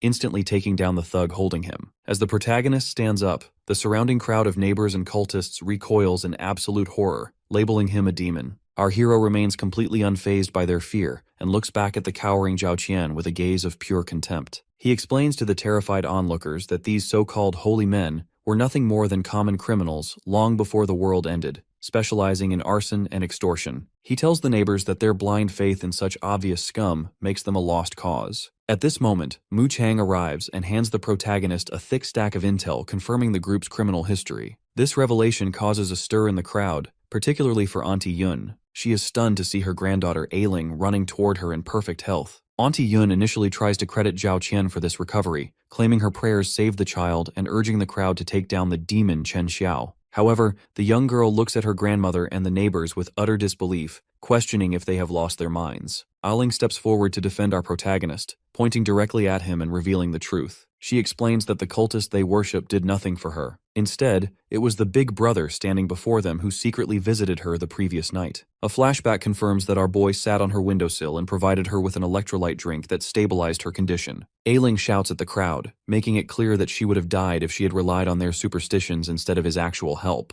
The tension reaches a breaking point when Lin Jing suddenly collapses onto the pavement. Because she is no longer providing his protection, Zhao Qian snaps and enters a manic rage. He pulls out a handgun and aims it at the fallen girl and our hero, calling them useless trash. He fires a shot, but the bullet never reaches its target. To the cult leader's shock, Chen Xiao catches the projectile in a swirling disk of spatial energy. Our protagonist examines the trapped bullet with a bored expression, casually noting that it might be worth something later. Realizing his gun is useless, Zhao Qian reveals his final trump card. He pulls out a blue syringe and injects himself with a serum, which our hero immediately recognizes as the twisted work of Professor Lin. Because of the drug, the cult leader undergoes a horrific transformation, his body swelling into a hulking, muscular giant. He lunges at the young mage with incredible speed, laughing about his new immune booster. The fight becomes physical as the mutated Zhao Qian catches our boy in a powerful bear hug. In a desperate suicide move, the giant leaps off the high balcony, intending to drag the protagonist down to the stone plaza with him. As they plummet, Zhao Qian screams about his bitter past, revealing he was once a struggling student whose research was stolen by academic elites. He views the global catastrophe as the only thing that leveled the playing field for him, and blames our hero for ruining his newfound power. Our protagonist remains entirely calm despite the high-speed fall, telling the man he is simply too loud. Just as they are about to hit the ground, a system prompt appears, signaling that our hero has unlocked a new ability called Spatial Blink. His body flickers and vanishes into thin air, leaving Zhao Qian's arms empty. The mutated cult leader crashes into the plaza fountain with a lethal impact, creating a splash of blood. Standing safely nearby, Chen Xiao looks down at the wreckage of his enemy, noting that the man's only real mistake was crossing his path. The plaza falls into a suffocating silence following Zhao Qian's violent end. Chen Xiao stands cold and detached, his spatial powers striking such terror into the surviving cultists that they decry him as a practitioner of dark witchcraft. Ignoring their frantic screams, he focuses solely on the unconscious Lin Jing. A quick assessment reveals she is physically unharmed. She has simply collapsed from the sheer shock of the battle and the total exhaustion of her abilities. To assist her, the young mage opens a swirling portal and reaches into the void to retrieve a bottle of water. This act of mercy triggers a wave of fury from the remaining cult members, particularly Auntie Yun. She points at the fallen girl with a face twisted by grief, screaming that Lin Jing is a wretched monster who must have bewitched their leader into his tragic end. When the crowd attempts to block his path, the protagonist reacts with lethal red eyes as he issues a final warning for everyone to get out of his way. Unfortunately, the elder cultist refuses to back down. He attempts to rally his followers to surround our hero, demanding that they purify the young man's soul with hymns of praise. The cultists join hands to form a fanatical circle, chanting and singing with intense devotion to their fallen god. Chen Xiao finds this display of mindless worship irritating. To end the nonsense, he unleashes a massive spatial shockwave that violently blasts the cultist's back, leaving the area splattered with blood. Once the area is cleared, our protagonist crouches beside a newly awakened Lin Jing. He hands her the water and flatly tells her that she needs to drink if she wants to survive her current state of weakness. Dazed by the destruction, the girl asks about Zhao Qian's whereabouts, only for Chen Xiao to bluntly inform her that the man is dead. He even offers her a chance to see the body one last time,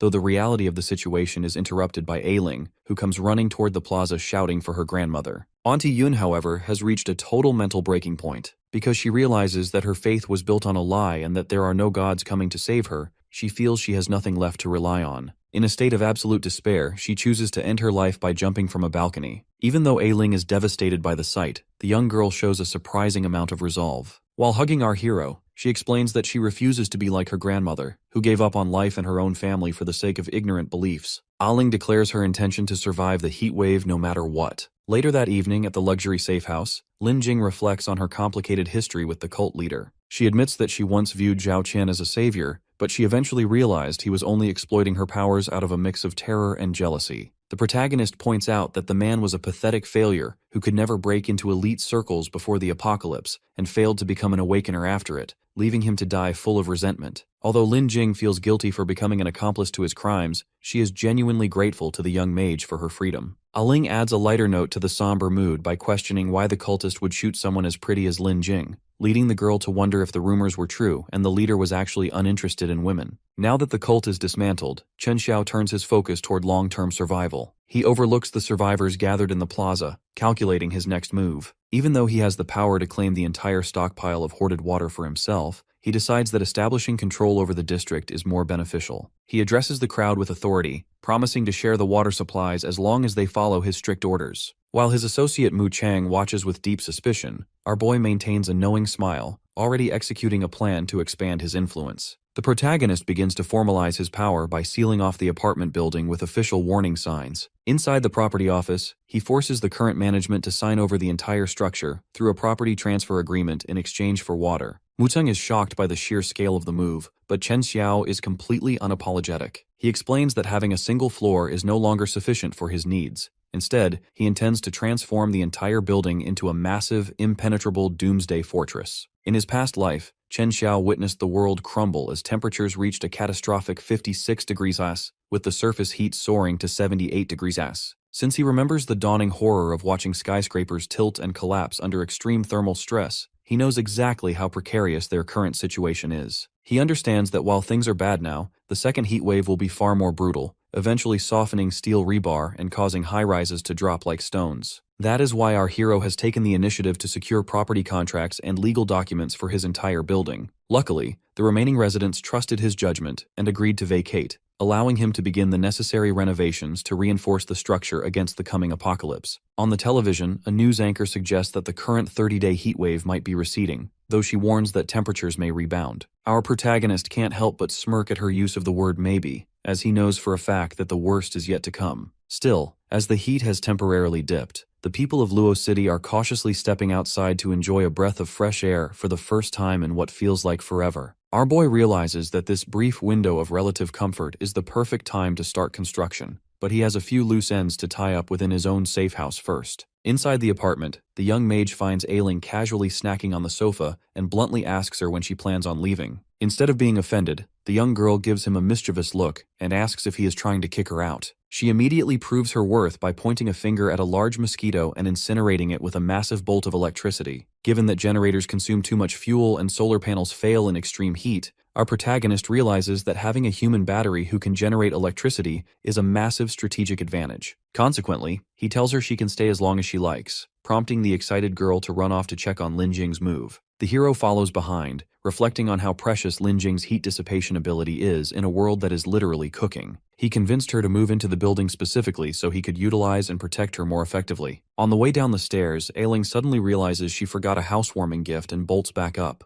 leaving Chen Xiao to find Lin Jing's door slightly ajar. When he pushes it open and steps inside, he accidentally walks in on her just as she has finished showering. This leads to a chaotic moment of high blushing panic, where both of them are screaming in embarrassment. Our hero tries to defend himself by asking why the door wasn't locked, only for Lin Jing to angrily point out that he hasn't even given her the keys to her new place yet. Once the initial shock wears off, the young mage stands out in the hallway feeling quite exasperated. He seriously asks Lin Jing if she is sure she won't regret moving in with him, wondering if she is afraid he might turn out to be a monster like Zhao Qian. Leaning against the door from the inside, Lin Jing explains that while she knows he wants to use her power, she believes he is someone who will stick to his moral bottom line, even while pursuing his own interests. Our boy scoffs at the idea, noting that the future is unpredictable, but he accepts her presence nonetheless. Settled in, the group moves to the warehouse to begin the heavy lifting. Lin Jing takes charge of the water redistribution, treating the grueling labor as atonement for her cult past. As the hall is organized, the protagonist and Lin Jing eventually huddle over a tablet. Now a unified team, they begin mapping out their next move while the world outside continues its slow, inevitable collapse. It is now the 7th day since the extreme heat took a temporary break, and a tall apartment building stands under a hazy sky. At the entrance, 2 men act as sentries to monitor who comes and goes. This organized security reflects the new order within the structure. With the temperature drop, the residents on the lower floors have settled into a comfortable routine. On the 2nd floor, Grandpa Wang quietly waters his plants while Lin Jing reviews documents. Moving up to the 3rd floor, Mu Chang and Li Yu enjoy the rare luxury of working air conditioning. Our protagonist has even provided a space for Ailing on the 4th floor, where the young girl spends her time focused on her gaming console. Chen Xiao stands on a high-rise balcony looking down at the courtyard, but his mind is far from relaxed. Although he managed to upgrade the internal circuitry during the cool spell, he realizes that building a true defense system for the entire complex requires resources far beyond what a normal person can find. As his funds are limited, the young mage is forced to consider his next move. His thoughts are interrupted when he spots a group of out-of-town thugs gathered near a car below. Their blue-haired leader has heard rumors about the massive water supply in the building and decides to lead a raid. Since the boss is arrogant and views Luo City as a small prize, he orders his men to simply wreck the place and take what they want. This plan backfires immediately. A short time later, the courtyard is littered with unconscious thugs, while their leader remains on his knees in total defeat. Our boy calmly adjusts his wrist, having used this confrontation as a way to establish dominance. Now that many criminals are currently fleeing across provincial borders to escape the climate shifts, Chen Xiao knows he must be firm. As a result of these displays of power, the local and traveling gangs learn to give his complex a wide berth, allowing the building to remain unusually peaceful as the sun sets. Unfortunately, this peace draws the wrong kind of attention. At the Provisional Government Command Center, a scarred military officer notices that while the rest of Luo City is falling into chaos,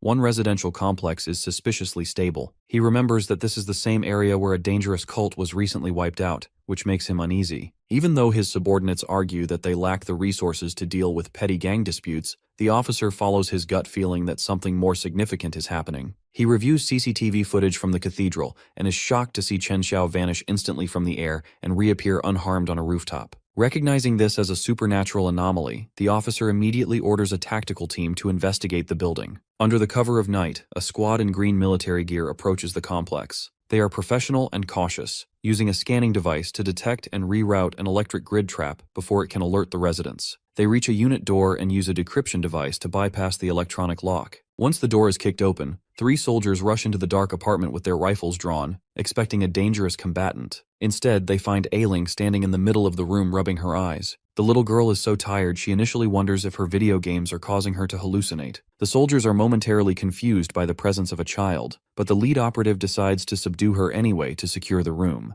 This proves to be a massive mistake. Ailing's expression darkens as she scolds them for their lack of manners in breaking into a private home. Given that she is a powerful awakener, massive arcs of electricity begin to swirl around her. A surge of energy explodes from the 4th floor, lighting up the exterior of the building as she neutralizes the intruders. While she stands over the unconscious soldiers, she feels a slight bit of worry about attacking government personnel, though she quickly figures the rules of the old world no longer apply. The noise eventually draws our hero out from the hallway. Wearing pajamas and looking annoyed by the late-night racket, Chen Xiao's first instinct is to ask Ailing why she hasn't gone back to her own floor yet. However, his annoyance turns to genuine shock when he sees the tactical gear and the state of the soldiers. As Ailing grins at him and points out that they have a serious problem on their hands, the young mage realizes that his quiet life has officially been compromised by the military. Because 30 minutes have passed since contact was lost with the specialized tactical team, the military has completely surrounded our protagonist's apartment building. The lead officer stands atop a tank and uses a megaphone to demand that Chen Xiao surrender his weapons and return the captured personnel. He warns that failure to comply will result in immediate military intervention. Inside the building, The sudden commotion wakes the residents. Mutang sits up in his bed and looks out his window in disbelief, realizing that 3 tanks are parked directly in his courtyard. In another room, Lin Jing peeks through her curtains with an expression of deep worry, questioning why the military has arrived in such strength. Even Grandpa Wang looks toward the hall in confusion. Because he wants to ensure their safety, Chen Xiao sends a message to everyone through their devices, telling them to stay in their rooms while he handles the situation personally. Our hero walks out of the building alone to face the military line. He confronts the soldiers and asks them to explain why they felt the need to break into his home in the middle of the night. The officer responds that the military has already analyzed the footage from the cathedral incident and now knows the truth about his abilities. He explains that superpowers are an incredibly rare asset in the current global crisis and offers our boy a deal. If the young mage agrees to become a research subject, the military is willing to forgive the knight's conflict. However, our protagonist sees right through this offer. He realizes the officer simply wants to lock him in a laboratory for experimentation and flatly declines the invitation. When the officer drops his polite facade and tries to order him into submission, Chen Xiao informs the man that he does not repeat himself, signaling that negotiations are over. As a result of this defiance, the officer raises his hand and orders his men to open fire. The tanks launch their shells, but our boy remains completely calm. He expands a spherical purple-black spatial barrier around his body, which catches the incoming projectiles mid-air. The soldiers watching from the sidelines are paralyzed with shock as they witness their heavy weaponry being rendered useless. To show the true scale of his strength, Chen Xiao reaches his hand toward the sky and creates a dark, swirling spatial rift. He tells the soldiers they can have their weapons back before the rift consumes a helicopter and several missiles, triggering a massive explosion that lights up the night sky. The officer is forced to shield his face from the blast and looks up in a daze, stunned by the sheer level of power the protagonist possesses. Our hero stands as a dark silhouette in the purple aura and warns the commander that his next attack will be aimed directly at the troops. Realizing they are outmatched, the officer finally concedes. However, he delivers a grim warning based on the latest meteorological reports,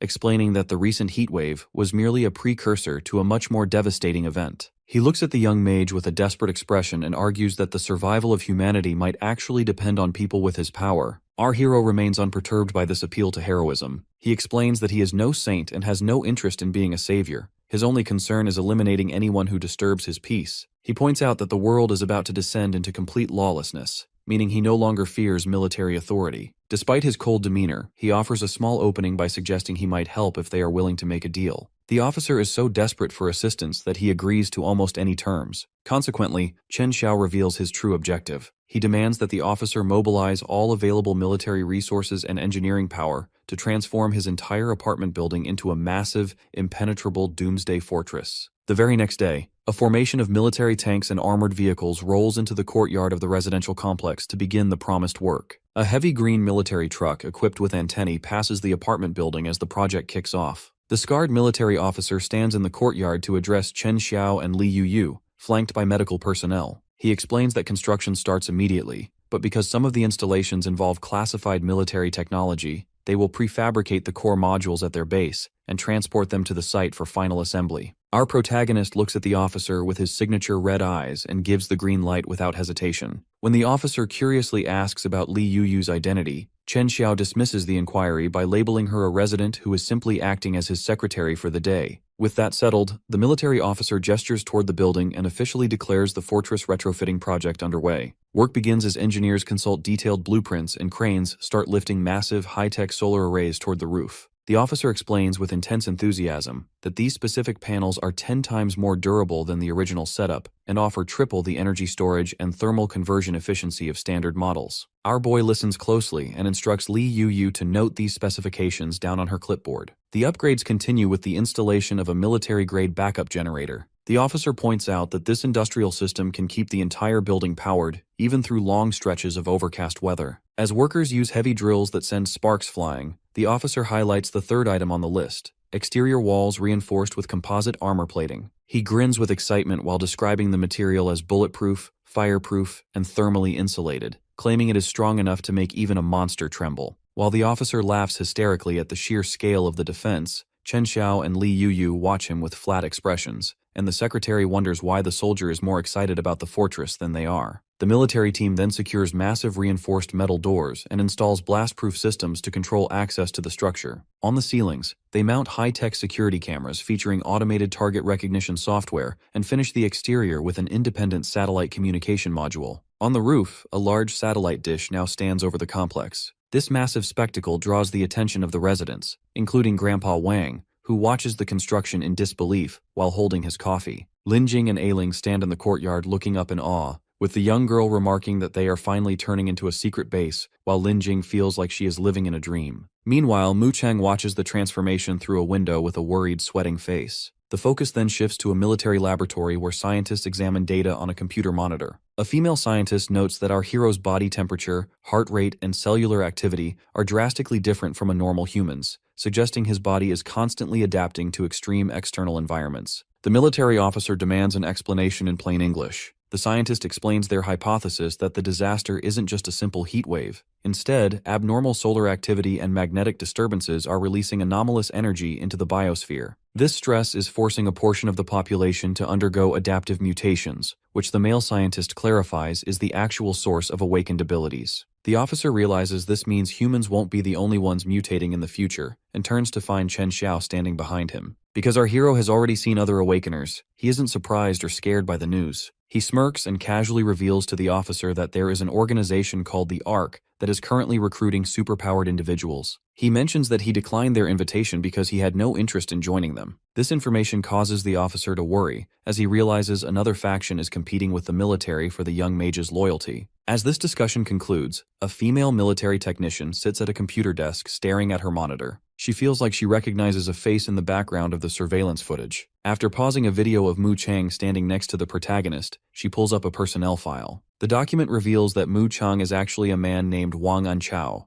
a high-risk defector from the armament department who has been missing for some time. Because cellular activity is continuing to climb within his body, a scientist at a military medical facility concludes that our hero possesses the unique physique of a true awakener. Chen Xiao sits on a metal examination table while these tests finish, eventually asking if they have gathered enough information. The military officer confirms the data is sufficient, allowing our boy to hop off the table and head toward the exit. While the commander offers an escort for the trip back, the situation shifts abruptly when a smartphone begins buzzing. After answering the call, the officer's expression darkens, and he immediately orders Chen Xiao to stop. The military officer walks up to our protagonist and holds out the phone to display a digital personnel file for a man named Wang Anchao. The photo reveals a stern, short-haired version of Mu Chang, labeled as a high-risk missing target. Although Chen Xiao is surprised by the different vibe his associate gives off in the military photo, he maintains a cold and narrowed gaze. The commander wastes no time with small talk, explaining that this man is a wanted fugitive who has been seen entering and exiting the residential building with our boy. He demands that the young mage hand over the fugitive immediately, promising that the other residents will be kept out of the trouble if he complies. When our hero dismisses the demand, the officer becomes aggressive and declares that he has a direct order to bring the man in. He warns that the young mage isn't going anywhere, which prompts several armed soldiers in the lab to raise their rifles at our protagonist. Because negotiations have clearly failed, Chen Xiao raises his hand and summons a swirling aura of spatial energy. A dark portal completely consumes his silhouette, allowing him to vanish from the room instantly. This leaves the soldiers and their commander staring at the empty space in total shock. Furious that the target escaped, the officer orders an immediate suspension of the fortress project and mobilizes all armed forces to subdue Chen Xiao and capture the fugitive. Back at the apartment building, the atmosphere turns tense as Grandpa Wang notices the construction work has suddenly stopped. Nearby, Mu Chang senses that something is wrong and begins checking his handgun for a potential fight. His instincts are proven right when he spots soldiers rappelling down the side of the building toward his floor. As the military smashes through the glass windows, the building's automated defense system detects the breach and activates. This results in massive arcs of yellow electricity blasting the intruders, sending the soldiers flying backward with agonizing screams. In another part of the building, Lin Jing hears the commotion and tries to open her window, but she finds it sealed tight. A warning begins instructing her to remain in her room while defense protocols are active. Grandpa Wang quickly pulls Ailing away from the windows to find a safer area as the courtyard fills with smoke and gas from military launchers. A massive explosion rocks the side of the complex, forcing the old man and the girl to take cover under a heavy table. Grandpa Wang is deeply confused as to why the soldiers who were just helping them are now attacking. Ailing begins to fear that something terrible has happened to her big brother. However, the tension breaks when Chen Xiao suddenly reappears on a lower ledge of the building. He stands as a silent silhouette overlooking the military forces below, signaling to the terrified girl that he is back to defend his home. Everyone curiously looked out the window, wondering what that noise was and asking if it was a war, while another person, stunned, exclaimed that it was the military and that the building was surrounded. Chen Xiao, with a cold and murderous gaze, warned that if they dared to attack his complex, they should not blame him for not holding back. A soldier holding a walkie-talkie then shouted for a ceasefire. Ryan, standing before a microphone, declared that it was a residential area and they could not harm the innocent, adding that if Chen Xiao insisted on sheltering the criminal, there was nothing he could do about him, but he would withdraw all military resources, and that it would only be a matter of time before the building collapsed under the erosion of extreme heat. Hearing this, Chen Xiao indifferently remarked that he had expected him to say that. Suddenly, the tanks beneath him disappeared and were replaced by crates of materials, prompting an old man looking out the window to exclaim in shock how such massive objects could suddenly appear, while a little girl, wide-mouthed, excitedly said it was so cool. Ryan, equally stunned, shouted that those were components for building renovation and questioned when he had done it. Chen Xiao then jumped down and, with an amused smile, explained that their assembly base was right next to the hospital, so he had conveniently stopped by on his way, adding that he would take the materials as his rightful share and handle the rest of the assembly himself. A soldier, seeing this, helplessly muttered that it was too reckless.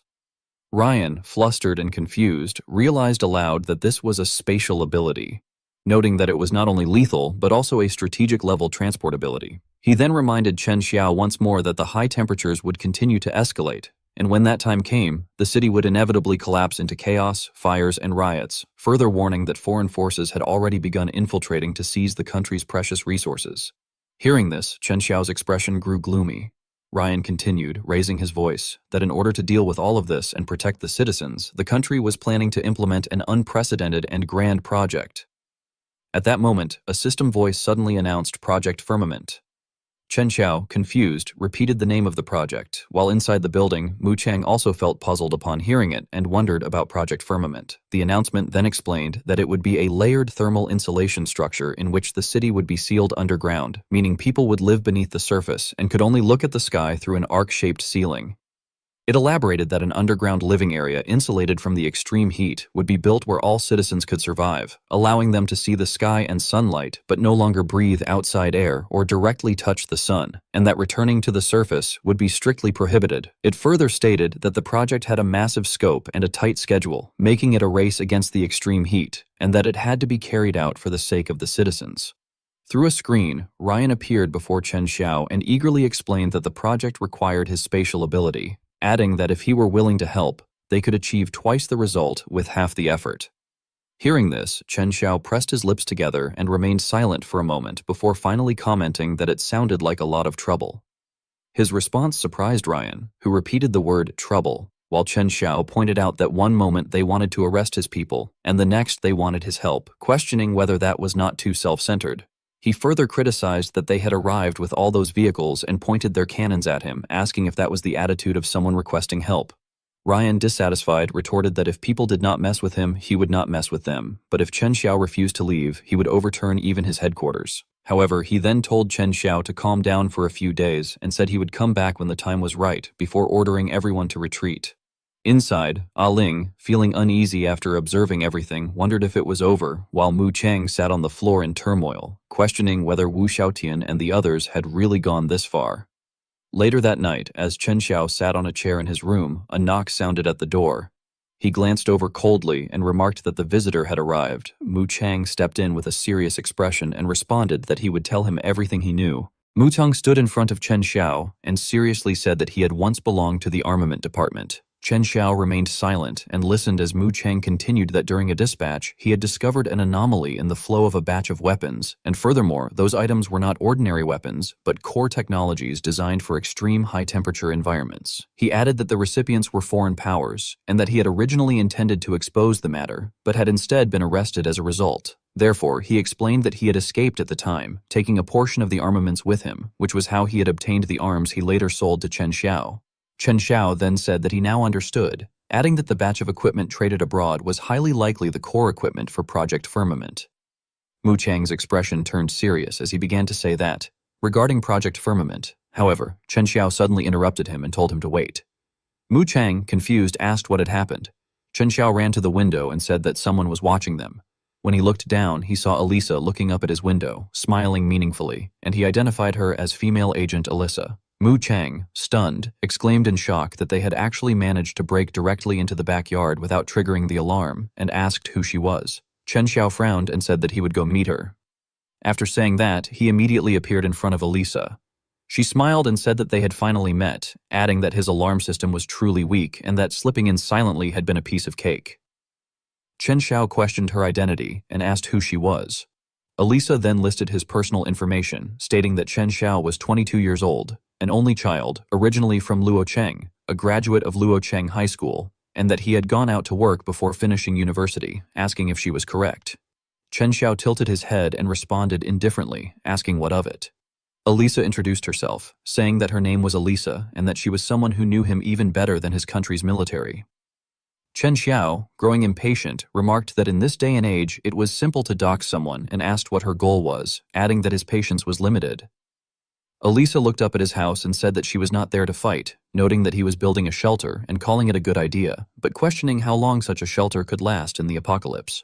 She added that he should already know about Project Firmament and described it as a great plan that could change the destiny of humanity. Chen Xiao scoffed and replied that if that were the case, then it was great. Elisa then said that things were not that simple, explaining that the plan could only allow a portion of people to survive. Upon hearing this, Chen Xiao widened his eyes and asked what she meant. Elisa's expression turned cold as she stated that he would understand just by thinking about it, questioning how an underground settlement could accommodate so many humans. She added that it was already insufficient even for the people in his own country, and therefore once the project was completed, a culling of humanity would inevitably take place.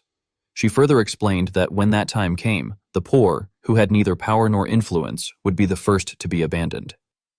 Chen Xiao, unconcerned about her claims, asked what any of that had to do with her approaching him.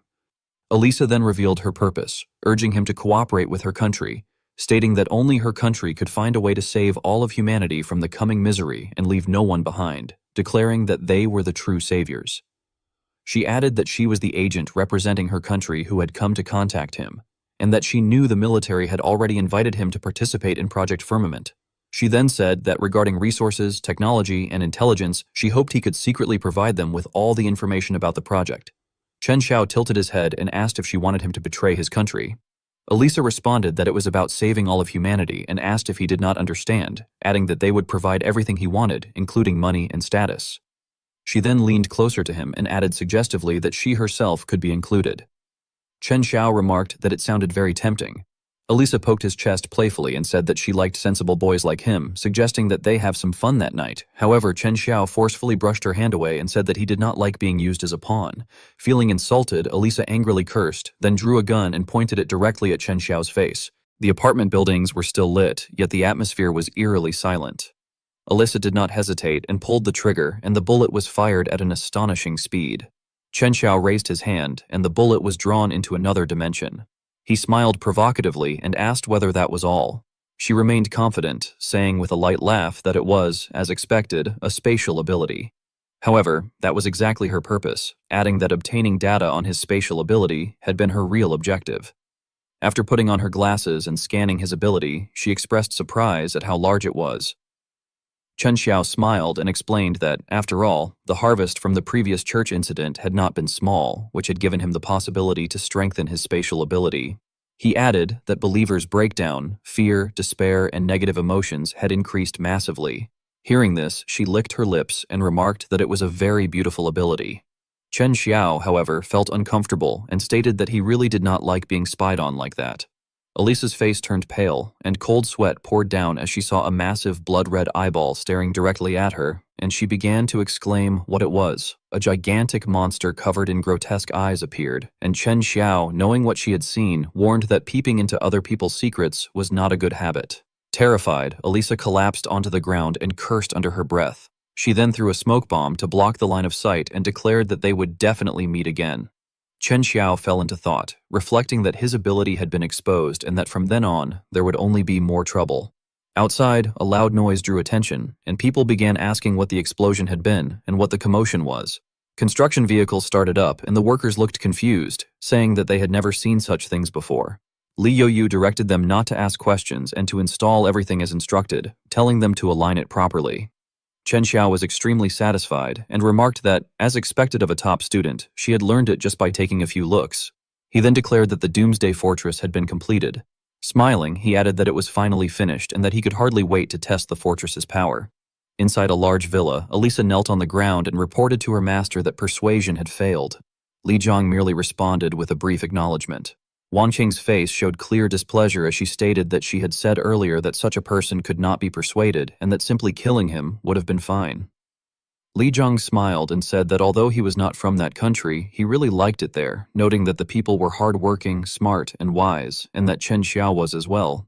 He added that it was a pity, as talents that could not be used by him were the greatest hidden danger. Questioning whether killing him directly would be too gentle, he implied a harsher approach. Elisa remained silent with her head lowered. Li Zhang licked his sharp teeth and stated that he would let Chen Xiao have a better way to die. Li Yuyu walked alone down the road carrying a toolbox, silently thinking that logistics were unavailable at the moment and that if they wanted to buy supplies, they could only trade offline. Suddenly, a figure appeared behind her. When she turned around, her face immediately turned pale and cold sweat broke out. The man grabbed her by the throat, causing her to lose consciousness and faint. When Li Yuyu opened her eyes again, she found herself tied up in a basement. Wanqing slowly approached and asked how it felt and whether she was a bit more clear-headed now, smiling meaningfully as she remarked that Li Yuyu was the woman by Chen Xiao's side. She then ran her hand lightly over Li Yuyu's body, commenting that her figure was not bad, though she herself should not lose to her either. Li Yuyu showed a look of disgust and asked if Wanqing was Chen Xiao's ex-girlfriend, questioning whether she had captured her to get revenge on him. Wanqing smiled and admitted that it was true, adding that she would give Li Yuyu a chance to live if she tricked Chen Xiao into coming there, in which case she would spare her life.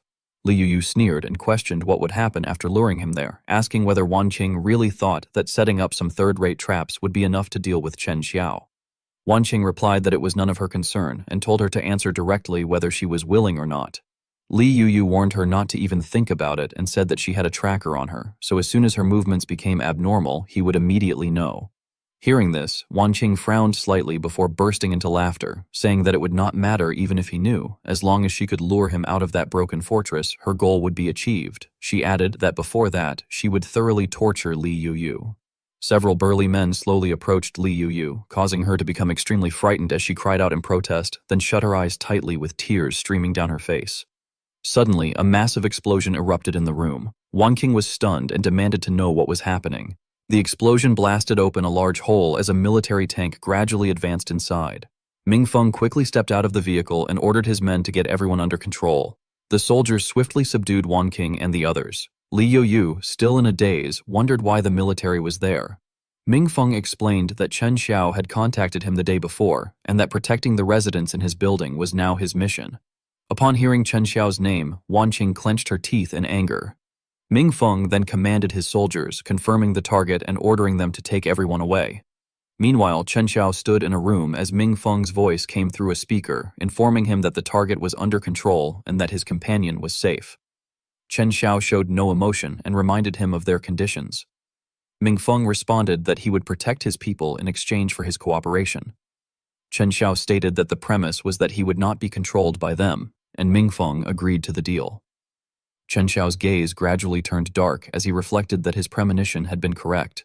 With undercurrents surging, the danger would inevitably affect the people around him. However, now that the military had also become one of his chess pieces, the situation had reversed. The military tank was speeding along the road while the 5 people inside sat in silence, each absorbed in their own emotions. Wanqing lowered her head absent-mindedly, appearing like a soulless figure wandering the streets. She dragged her bare feet along the ground, her lips cracked from prolonged dehydration, until her body finally gave out and she collapsed backward, her eyes slowly closing. At that moment, she saw 3 figures appear before her and screamed in terror, asking who they were and begging them not to approach. She was then dragged away along with 4 others, and Li Zhang announced that they would begin. Everyone scattered in panic, but Wanqing was ultimately captured. He smirked with satisfaction and declared that she was qualified. She was placed on an operating table where a syringe injected a strange liquid into her arm, causing her to scream in agony. Back in the present, Wanqing remarked coldly that they had really thought such a substance could restrain her. Her hands began to turn into liquid, followed by her entire body gradually dissolving into a fluid state, shocking the people around her, who exclaimed in confusion that she was gone.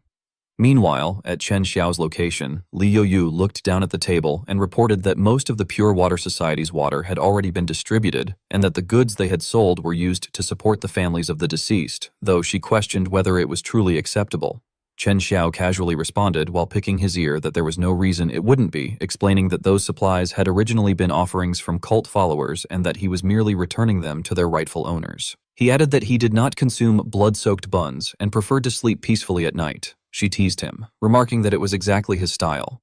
At that moment, droplets of water began dripping from a faucet, and Chen Xiao noticed Wan Qing's body slowly reforming. He commented that she was still alive as black lightning flickered in his hand. Wan Qing laughed loudly and declared that she knew his spatial ability inside out, vowing that she would make sure they all died together that day. Chen Xiao raised his hand and fired lightning at the droplets, but it failed to stop her liquid form. Startled, he reacted as she forcefully knocked him backward while calling out his name. Li Yu anxiously called after him, asking if he was all right. Wan Qing gradually returned to her human form, laughing maniacally as she explained that the flowing water was her transformed body and pointed out that his spatial ability could not carry living things. She then declared with certainty that Chen Xiao was doomed to die that day. Li Yu anxiously asked Chen Xiao if he was okay. Chen Xiao, with a cold gaze filled with killing intent, did not respond verbally as a system notification announced that Spatial Cut had been activated. Immediately, a black rectangular slash appeared and struck Wan Qing. However, after the attack, her face gradually healed, leaving Chen Xiao shocked by the strange sight before him. Wan Qing, whose upper body appeared sharp and refined while her lower half resembled water, sneered and declared that his attacks were useless against her now that she had turned into water. She added that Chen Xiao had made her suffer greatly and that she wanted him to atone. After saying this, she charged toward both him and Li Yu to attack them. Chen Xiao quickly erected a shield to protect Li Yu while carefully observing her movements. However, under Wan Qing's water-based assault, his shield slowly shattered. Startled, Chen Xiao exclaimed in shock at what was happening. Soon after, water spheres enveloped the faces of both Chen Xiao and Li Yu. Wan Qing laughed gleefully and reminded them that she had already told them their tricks were useless against her. She continued laughing, explaining that this was her killer move, which she normally would not use on ordinary people, as she considered it direct physical contact. However, since it was the two of them, she had no concerns. She mockingly added that one of them was a cute little girl, while the other was her ex-boyfriend. She then asked if they could feel the pain, and went on to say that what they were experiencing was not even 1/10 of what she had suffered. She accused Chen Xiao of not taking her with him back then, and instead causing her to become a true powerhouse, sarcastically thanking him for it. She further revealed that she had crawled back from hell, blaming him for killing her backer and leaving her destitute, forced to endure horrific abuse on the streets. As Chen Xiao began to run out of breath, he struggled to respond, saying weakly that it was all too much nonsense. At that moment, Li Yu tried to force her hand into the water sphere surrounding her head. With her eyes tightly shut and her face showing clear pain, she activated forced heat dissipation. Gradually, the back portion of Wan Qing's body began to freeze, causing her to panic as she questioned what was happening. Li Yu, with a determined gaze, stated that since the water was part of Wan Qing's body, her ability would be effective. Wan Qing angrily shouted at her to stop, questioning whether she no longer cared about her own life by freezing her own head. In response, Li Yu smiled faintly and, with difficulty, said that she was not afraid because, before she could finish, Chen Xiao appeared behind them holding a large sphere, indicating that he was there. Instantly, the water sphere around Li Yu's head froze and shattered. Wan Qing coughed up blood and screamed in horror, questioning whether Chen Xiao was not afraid of hurting his own woman's head. Li Yu happily ran back to his side, while Chen Xiao smiled slightly and said that they shared an unspoken understanding. He then declared that this time he would personally send Liu Wan Qing on her way. In the next moment, Wan Qing's frozen body was shattered into pieces. Seeing this outcome, Chen Xiao let out a relieved breath and said that it was over. Elsewhere, Li Zhong, who was holding a black cat, slowly spoke and wondered if it had failed. The large room around him was bathed in an eerie red hue, with light shining directly onto a portrait of Chen Xiao on the table. Suddenly, he smiled with excitement and remarked that it seemed he needed to get serious. At that moment, images of 4 different individuals, each possessing distinct abilities, appeared beside him. At a luxurious and magnificent house, Li Zhong sat at the dining table and wondered what self-awareness was. He questioned whether, if a person's entire body were replaced, leaving only the brain as an ability user, that person would still remain themselves, and if not, where the original self would have gone. He speculated that perhaps humanity had never truly possessed a real self, and that so-called consciousness was merely a programmed illusion. As he put down his fork onto the piece of meat, he stated that he had seen through this truth and therefore chose to follow his desires, believing that only desire was true pleasure and also the only way to confirm the existence of the self. Meanwhile, Li Cheng kept thinking about the piece of meat from earlier and remarked that the meat just now had made him wonder if the others had noticed anything. Recalling the filthy kitchen, he could not hold back his nausea and felt sick. Tianlong then reminded everyone that they should leave, emphasizing that the mission to eliminate Chen Xiao took priority. At that moment, at the ARC group base, Chen Shixing spoke to Wen Hu, saying that he believed he had already reminded him not to cause trouble. Wen Hu arrogantly replied that he did not care about that, asserting that he, Wen Hu, feared no one who dared to provoke him, even if it was the most powerful local gang, and laughed loudly. Chen Shixing sighed and explained that since Wen Hu had wiped out the local bosses in Wenqing City, the balance of power that had taken so much effort to establish there had been destroyed, and he feared the situation would become even more chaotic. However, he added that he only wanted Wen Hu to understand one thing, that awakened ability users were roughly divided into S, A, B, and C ranks, and that in Huaxia, including the two of them, there were currently only 5 known S-rank individuals. He stressed that Wen Hu's every move not only represented the ARC group but also the dignity of the awakened, and expressed his hope that Wen Hu would conduct himself more appropriately. Wen Hu then asked about Chen Xiao, and Chen Shixing inquired whether he was the reason Wen Hu had come to Luocheng. Growing impatient, Wen Hu told him to stop wasting time and answer quickly. After a brief silence, Chen Shixing replied that Chen Xiao was not within that system. Shocked, Wen Hu questioned what he meant. Chen Shixing's expression turned serious as he explained that, although there were cases where awakened abilities continued to evolve, for most individuals, their abilities were essentially fixed after being used a few times. However, he emphasized that Chen Xiao was different, as his abilities were constantly evolving and even showed a trend of continuous growth. He concluded that this level of ability enhancement was definitely not ordinary, and he feared that Chen Xiao was a being who had surpassed the S rank. Hearing this, Wen Hu smiled and remarked that things were even simpler, stating that Chen Xiao would either become a comrade or be eliminated. Chen Shixing warned him that he was being too impatient, pointing out that Chen Xiao had not fully awakened yet.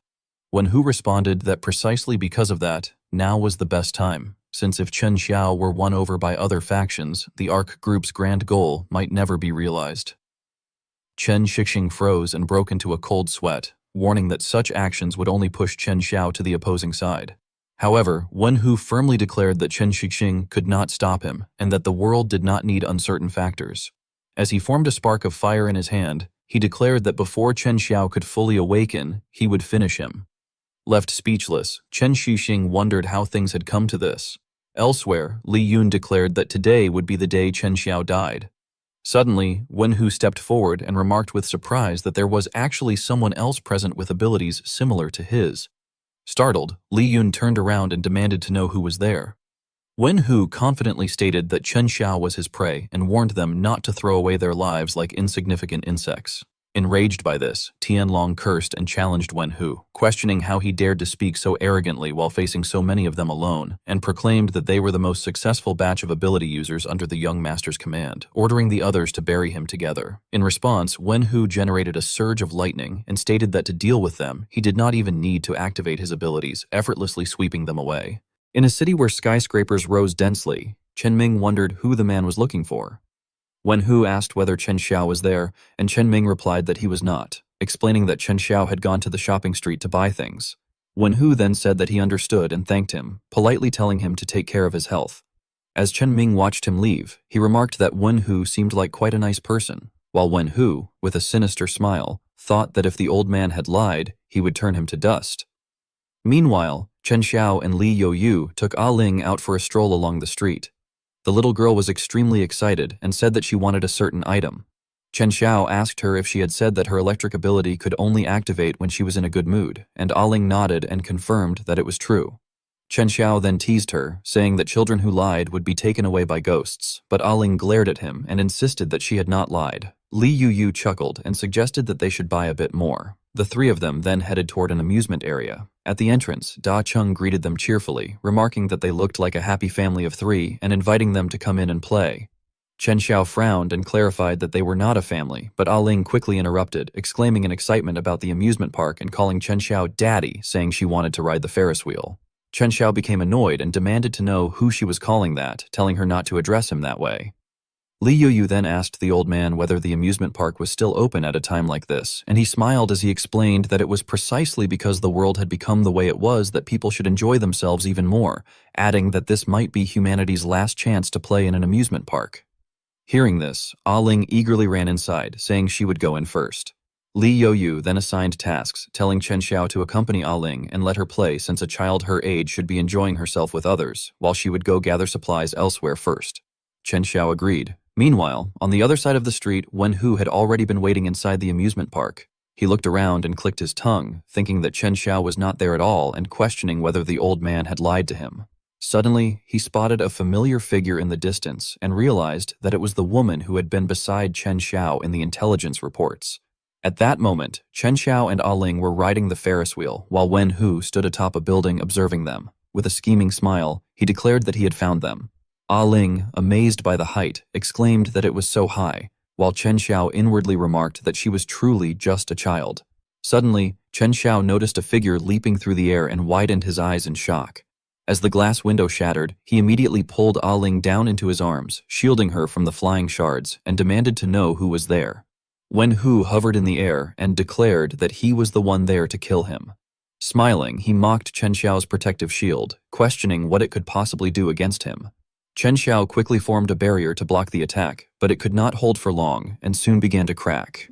In the next moment, Chen Xiao was thrown out and teleported onto the rooftop of a nearby building, where he hurriedly got back on his feet. At that time, Ah Ling had already been captured by Wen Hu, who held her upside down and called out to Chen Xiao, stating that his teleportation ability could not move living beings other than himself. Wen Hu then gave him an ultimatum, telling him that he must either kill himself immediately or else he would throw the girl down. Ah Ling was hanging upside down in the air, struggling uncomfortably as Wen Hu mocked Chen Xiao, saying that he could either save himself or watch the brat get smashed into pulp, and that he could only choose one of the two. Chen Xiao, clearly confused, asked why Wen Hu had to kill him when they should not have had any grudges against each other. Wen Hu let out a sinister laugh and explained that the reason was very simple. He hated things that did not conform to the rules, and he hated people who refused to play by the book, while Chen Xiao happened to be both. He added that old Chen had said Chen Xiao was an ability user who transcended S rank, and if an existence like him was not eliminated, it would put him in a very bad mood. Most importantly, Chen Xiao was hindering the ideals of the ARC group. Hearing that, Chen Xiao was startled and thought to himself that it was the ARC. Wen Hu then declared that their organization's goal was to create a world ruled by the awakened, and for the sake of that ideal, every troublemaker had to be rooted out. Chen Xiao finally understood and thought that this was the ARC's true goal, silently remarking that Chen Shixing was really something else. Wen Hu then warned him that he would give him another 30 seconds, and if he still failed to make a choice, the brat would die. Ah Ling trembled in fear and cried while begging him to let her go, calling out desperately to brother Chen Xiao. Frowning, Chen Xiao replied bluntly that he would not kill himself for the sake of others. Wen Hu sneered upon hearing that and remarked that it seemed Chen Xiao had made his choice, sarcastically calling him a cold-hearted man and telling Ah Ling that she had truly misjudged him. Ah Ling struggled violently as streams of electricity burst from her body, and she screamed at the damn musclehead to let her go while sobbing. Wen Hu looked rather surprised and commented that she was an ability user as well, though it was a pity. The next moment, he threw her downward and coldly told her that in her next life, she should not trust bad men like Chen Xiao. Ah Ling plummeted downward at terrifying speed, her face turning pale with fear as tears streamed from her eyes. Chen Xiao quickly created a teleportation gate and a small aircraft emerged from within it. The plane flew forward and caught Ah Ling in midair. Clinging tightly to the aircraft, Ah Ling exclaimed in shock and excitement, asking what the thing was and saying it was so cool. Meanwhile, fiery spheres gathered in Wen Hu's hands as he roared at them not to get cocky. A massive explosion erupted high in the sky. Chen Xiao anxiously shouted for Ah Ling to grab the joystick above her and release her electricity into it. She quickly grabbed the control stick and discharged her power into the aircraft, letting out a surprised cry. The plane immediately locked onto Wen Hu and unleashed a gigantic blast of electricity toward him. The powerful attack filled the area with thick smoke. Ah Ling became extremely excited and laughed loudly, proudly shouting that she had done it and that it was incredibly fun. Chen Xiao, however, angrily told her that this was no time for fun because they were going home. Even after the attack, the smoke from the battlefield remained dense. Wen Hu slowly staggered back to his feet, limping heavily. One of his eyes was covered in blood as he burst into laughter and declared that Chen Xiao truly was a man worthy of making him use his real strength. A subordinate dropped to one knee and reported that the people they had sent out had been completely wiped out. Li Jiang fell silent for a moment before remarking that he saw, and that the result already seemed obvious. He stated that artificially created ability users, as expected, had their limits, and that in that case they were no longer needed. After saying that, Li Jiang walked outside with Elisa following behind him. As she looked around thoughtfully, she remarked that this was the Ability User Manufacturing Lab and that it was her first time seeing it. The two of them walked past rows of experimental tubes containing human bodies. Elisa frowned, a bead of sweat running down her face. At that moment, Li Jiang placed a hand on the system and explained that those were what they called successful products. Hesitating, Elisa tried to speak about the people inside, but Li Jiang immediately interrupted and declared that anyone unable to successfully execute a mission was a failure and that such people had no value in continuing to exist. The next second, Li Jiang pressed the red button beside him. The system immediately activated, bubbles rising inside the experimental tubes. The reaction affected the bodies within, causing veins to bulge across one man's face. Li Jiang and Elisa then turned around and watched as the tubes became empty in an instant. Frowning, Li Jiang asserted that humanity was always obsessing over the wrong evolutionary path. Elisa became increasingly tense, sweat soaking her body, while Li Jiang revealed a sinister smile and continued that since forced awakening did not work, nature itself should instead be allowed to screen for the strong. Not long afterward, Li Jiang observed the words, "Biochemical Virus Project Initiated." He explained that the project was based on the experimental results of a researcher named Lin Guodong, improved through further modifications. He elaborated that there was no longer any need to rely on reagents or artificial modification, because instead the virus itself would spread and screen out the strongest humans.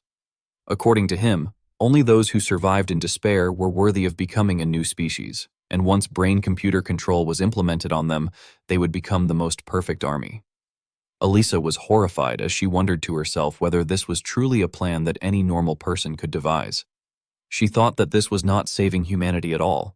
She recalled that back then, she had fired a bullet equipped with camera functions into Chen Xiao's space, and what she saw there had been unspeakable horrors. In her mind, she concluded that it was not simply an ability, but something more akin to the amalgamation of all human negative emotions. She believed that Chen Xiao was absolutely an existence transcending ability users, and perhaps the only one capable of stopping this mad demon. Li Zhong suddenly glanced back at her and instructed that since the awakened project had failed, he would leave the cleanup to her. He ordered her to kill the researcher behind the project because he was no longer needed. Elisa quietly acknowledged the order and replied that she understood. The scene then shifted outside into the forest, where Ling He sat collapsed on the ground, fearfully staring at Elisa. She pointed her still-smoking gun toward him and warned him to get lost and go as far away as possible, adding that it would be best if no one recognized him. Ling He lowered his head and muttered that he knew, and that he had anticipated this ending long ago. Suddenly, Ling He pointed the gun at himself. Shocked, Elisa cried out, asking what he was trying to do. Ling He then spoke his final words, thanking her for her kindness, but explaining that if the fact he had failed were exposed, it would not only implicate him, but also Mr. and Mrs. Li. He insisted that their research was the true hope of the world. Panicking and drenched in sweat, Elisa shouted at him to stop it. However, only a second later, a gunshot rang out. Elisa stood frozen as she stared at Ling He's body lying on the ground. Inwardly, she bitterly remarked that he was truly foolish. Depressed, she quietly muttered to herself, wondering whether all researchers were really that stubborn. The scene then shifted to another room, where Ah Ling was sitting and playing video games. Not long afterward, the little girl excitedly raised her hands in celebration and exclaimed that she had won again. Meanwhile, Chen Xiao sat on the sofa and turned to ask Li Yuyu whether there was still no news at all regarding her parents, whom she had previously mentioned had suddenly gone missing. Li Yuyu sadly confirmed that she had been asking around, but still could not find out anything. Chen Xiao then recalled that her parents were famous researchers and remarked that their sudden disappearance was far too bizarre. Lowering her head hesitantly, Li Yuyu explained that the only clue at the moment was a magazine with Benjamin on the cover that had been found in her parents' room, even though they normally never read that kind of material. Chen Xiao grew suspicious and noted that Benjamin was an entrepreneur from Country M who owned several high-tech enterprises, wondering whether her parents' disappearance could somehow be connected to him.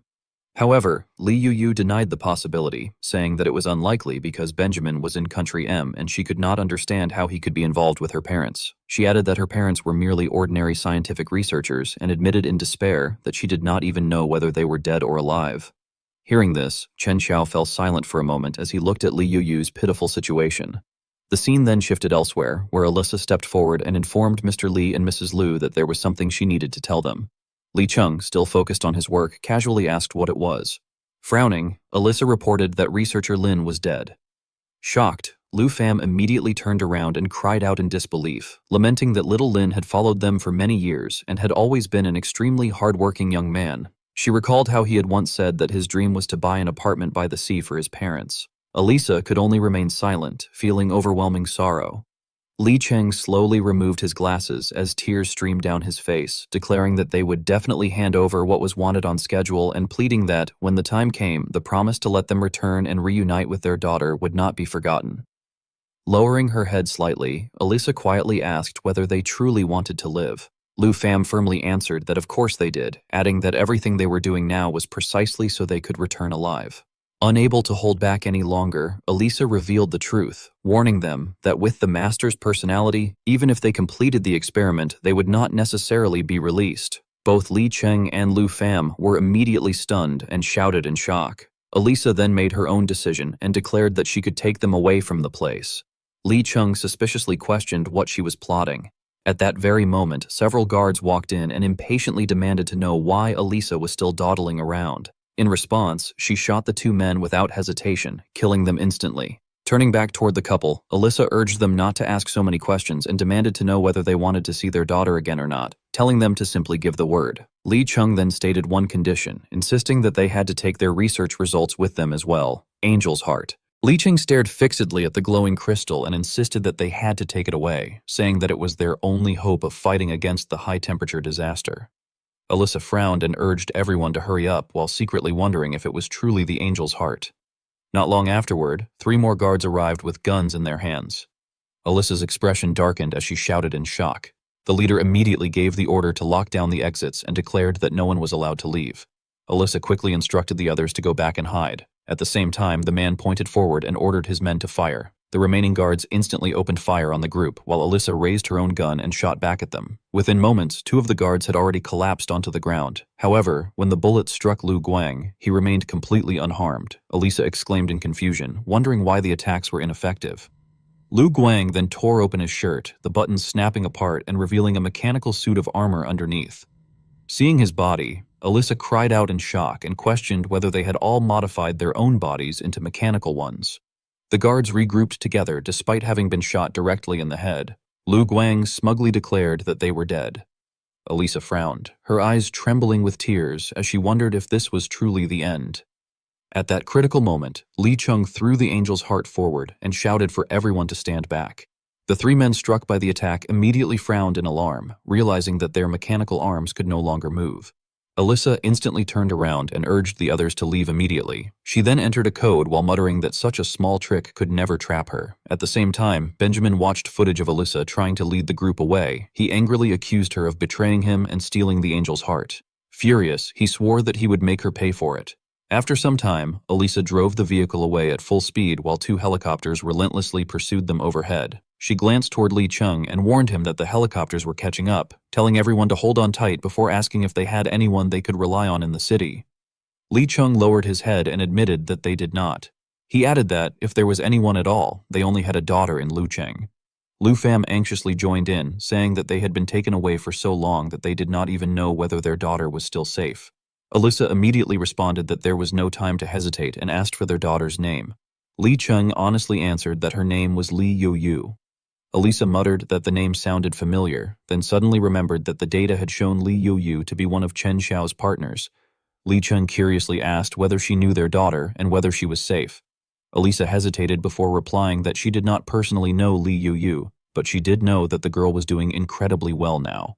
A moment later, Elisa smiled to herself and silently thought that it seemed her connection with Chen Xiao had not been broken after all. The helicopters and cars were speeding down the road while Lu Fam anxiously shouted that they were still being chased. Li Cheng looked back and warned that if things continued like that, they would be surrounded. Elisa tried to reassure them by saying that Luo Cheng was just ahead and that as long as they got into the city, there was still a chance. The car quickly sped past the ticket checkpoint. Gu Ye signaled for the vehicle to stop and ordered the car ahead to halt immediately for inspection. However, the vehicle ignored the order and rushed straight past them. Lu Ming suddenly realized something and exclaimed in shock as he recognized the 2 people inside, asking if they were the missing Li family scientist couple. Ming Feng immediately ordered everyone to stop that car and intercept the target. Elisa clicked her tongue and continued driving deeper into the city. Li Cheng, confused, asked why they could not let the military inspect them since the soldiers could protect them. Alyssa explained that there was an inside man for the young master within the military and warned that if they were protected by them, they would instead be in grave danger. The car sped wildly forward while helicopters and vehicles continued chasing close behind. One of Ming Feng's subordinates urgently reported that there was an armed convoy approaching from the rear, along with a private helicopter. Ming Feng was stunned that there were actually two groups and ordered that all of them be stopped.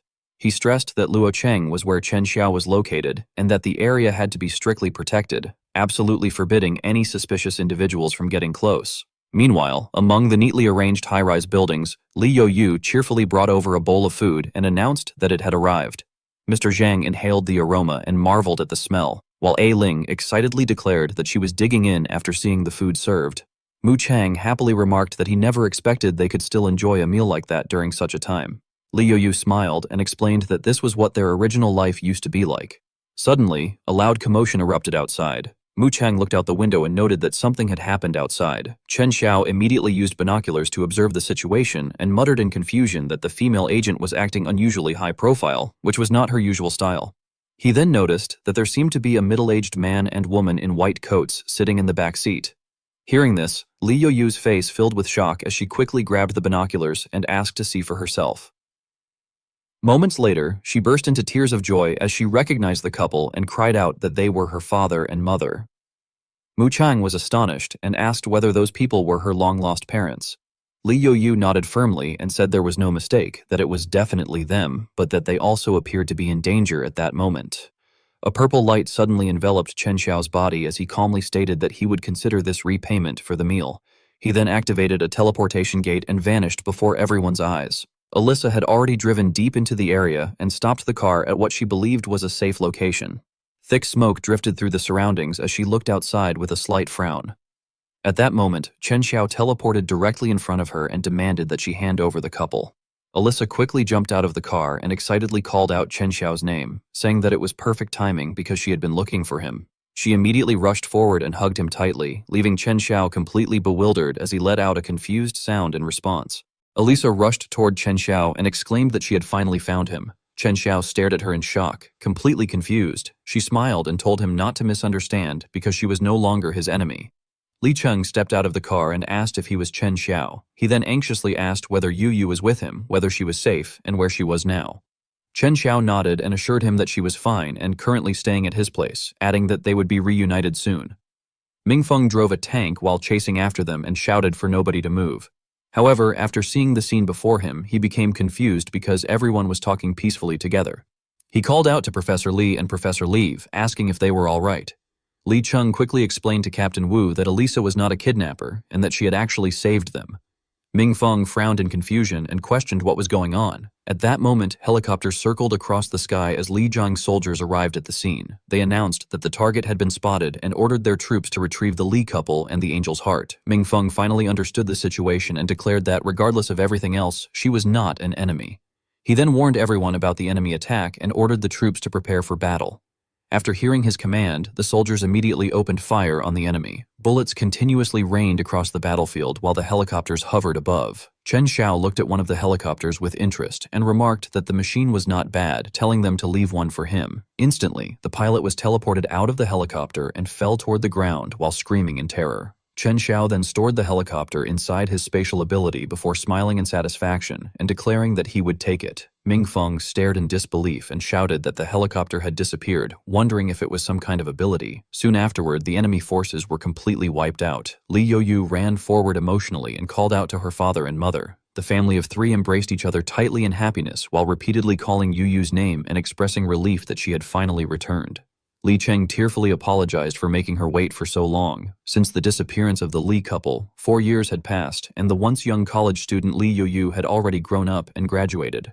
Witnessing the warm reunion, Chen Xiao smiled in satisfaction. Later, at Chen Xiao's home, he curiously asked who exactly had captured them.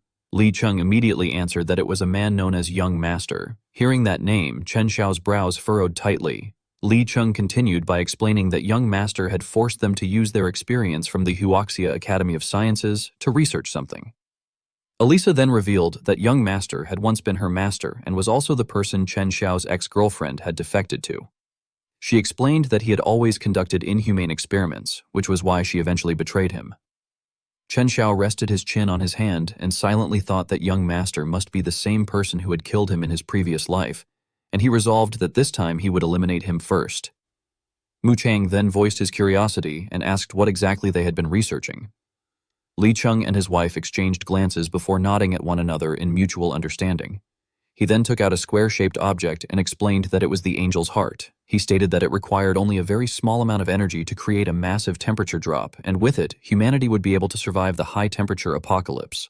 Chen Xiao wondered whether that thing was really so miraculous, and whether humanity could truly be saved by it. Li Cheng adjusted his glasses and replied that, theoretically, it could. Lu Fam explained that its technology was not something that should exist in that era. He said that the initial core theory behind the technology had originated from Country M's richest man, Benjamin. However, Benjamin had cared more about humanity's future than about wealth. Lu Fam continued that Benjamin had foreseen the world plunging into an irreversible high-temperature crisis and had therefore mobilized his team in advance to develop the cooling technology. He added that the government of Country M had wanted to monopolize the technology completely, forcing Benjamin to leave the country with the core technology, travel to Huaxia, and cooperate with Huaxia's scientific research team. Afterward, with assistance from military scientists in Huaxia, Benjamin had continued refining the technology until the angel's heart was finally created. Mu Chang remarked that he understood now, realizing that the core technology previously stolen from the military had referred to this very project. A burst of static came from the radio before a broadcast announced that it was the Huaxia Hope Channel. The announcement stated that only 1 week remained before the high temperatures would descend again and urged all citizens to stockpile supplies as soon as possible, avoid going out during the daytime, and prepare for extreme weather conditions. Hearing the broadcast, Chen Xiao thought to himself that television programs had long been suspended due to the impact of the extreme heat, and that radio stations had become humanity's only remaining source of information. Mu Chang then asked where Mr. Benjamin was now. Lu Fam replied that Benjamin had already passed away. He explained that Benjamin had suffered from a terminal illness during his lifetime and now rested eternally in Huaxia. He added that Benjamin's final wish had been to complete the angel's heart. Li Youyu grew anxious and pointed out that there was still a week before the high temperatures arrived. She urged everyone to quickly use the angel's heart to save humanity. Someone turned toward her and explained that things were not that simple. Although mass production was not a problem, there were still major obstacles. Li Cheng wiped sweat from his brow and agreed, saying that even if they manufactured the devices with all their strength, it would still take at least a week. Lu Fam continued that the real problem was transportation. He explained that the angel's heart contained an ultra-precision thermodynamic structure, a nanoscale material core, and an ultra-low temperature circulation system, making it extremely fragile. He warned that prolonged exposure to temperatures above 60 degrees would cause its internal structure to collapse, drastically reduce its efficiency, and could even render it completely useless. Furthermore, he stated that once the high-temperature world arrived a week later, aircraft would struggle to fly, power grids would fail, and logistics networks would become paralyzed. As a result, transporting the angel's heart across the world had become an apparently unsolvable dilemma. At that moment, Alyssa interrupted and declared that the problem was not unsolvable. She turned to Chen Xiao and stated that his ability could break the deadlock. Confused, Chen Xiao looked at her. Alyssa continued by explaining that his spatial storage ability would not be affected by the high temperatures, and that he could also use teleportation. For those reasons, she considered him the perfect candidate to transport the angel's heart. Everyone immediately turned toward Chen Xiao with astonished expressions. Alyssa went on to say that, in the entire world, he was probably the only person capable of delivering the angel's heart wherever it was needed. She added that this was most likely the reason why the Huaxia military valued him so highly. Chen Xiao narrowed his eyes and lowered his gaze to his own hands, silently contemplating her words. Mingfeng's voice came through the phone as he stated that, regarding the news that the Li couple was still alive, the authorities had already attached great importance to it. He wondered if it was finally finished and immediately ordered the launch of the highest-level national production plan. Chen Xiao replied with certainty that the Li couple would not leave there. Mingfeng, somewhat confused, asked what he meant. Chen Xiao explained that, compared to the military, it was actually safer for them to stay with him, since no one knew how many enemy moles still remained within their ranks. Mingfeng fell silent, his brows furrowing slightly. Alyssa then remarked that the extent of the young master's infiltration was deeper than he imagined. She warned that once the Li couple re-entered the official system, they would very likely disappear again. Mingfeng nodded and said that he understood. Closing his eyes, he added that he would apply to his superiors for a special protection plan. Li Chung then brought up another matter, saying that regarding the angel's heart, what the authorities had previously possessed was only the primitive version of the technology. Lu Fam added that they had perfected the core structure while significantly reducing manufacturing costs and material consumption. He explained that technology was no longer the factor limiting them, rather, it was time. However, with production lines started, factories restarted, and military factories operating at full capacity, he believed this was exactly the field in which Huaxia excelled most, manufacturing. Relying on Huaxia's industrial system and production speed, he declared that they would complete the production of enough angels' hearts to cover the entire country within a week. Ming Feng frowned and asked whether distribution was the only issue remaining. Chen Xiao thought to himself that originally he had only wanted to protect the people around him. However, if the country were destroyed first, then if the lips were gone, the teeth would grow cold. Under such circumstances, he could hardly speak of protecting himself. He then stated that he could help transport the angels' hearts. Ming Feng's expression immediately turned grim, sweat rolling down his cheeks. Chen Xiao spoke sternly, saying that he had one condition. Within that week, he wanted them to help him eliminate the young master. Upon hearing the request, Ming Feng hesitated and asked whether he was referring to the leader of that mysterious faction. He admitted that although he knew the young master was responsible for kidnapping the Li couple, Chen Xiao interrupted with a warning that if the young master did not die, everything would spiral out of control. Elisa agreed with him, stating that he was right and that the young master was more dangerous than anyone else. Meanwhile, Benjamin was seated at a dining table. After biting into a piece of fresh red meat, sweat poured down his face. Once he finished the bite, he gently placed his fork on the table and reflected that he had finally recovered. Ever since that person had died, he could have completely replaced him, but that cursed body had to rely on consuming its own kind in order to maintain its sanity. Nevertheless, he concluded that it did not matter. Benjamin then realized that he was destined to be unable to become Benjamin. Therefore, he resolved that he would become himself instead. Ah Ling lay on the sofa, intently reading a book about cloned sheep and Dolly. The article explained that Dolly was the world's first mammal cloned from an adult somatic cell, which led Ah Ling to realize that even sheep could be replicated. As Li Yoyu walked past carrying a bowl of food, she remarked that the magazine was probably at least 10 years old. She then sat up quickly and mentioned that she had once seen online claims suggesting that some celebrities had been played to death by major powers long ago, and that those currently active were all clones. She laughed it off awkwardly, admitting that it was most likely just a conspiracy theory. At that moment, Li Chung suddenly entered and suggested that it might not be entirely a conspiracy theory. Li Yuyu, startled, addressed him as her father, prompting him to continue.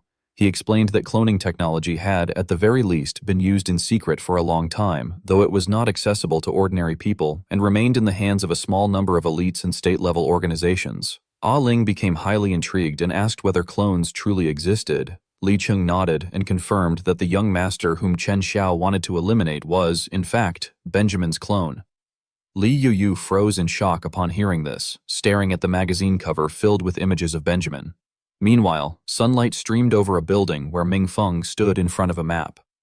According to intelligence provided by Elisa, he stated that the young master's lair was located southeast of Luocheng on a private island. He added that although the island was heavily guarded by armed forces, the external defense was not the most problematic aspect. Elisa then explained with a serious expression that the real difficulty lay within the mansion itself. She reported that the young master maintained a large force of cyborg bodyguards and that the entire residence was filled with countless traps, turning the building into a complex maze. She added that the structure was the masterpiece of the late French interior and architectural design master Dancher. Ming Feng frowned and asked about Dancher, prompting Elisa to further explain that, according to rumor, no one could break through the traps head-on.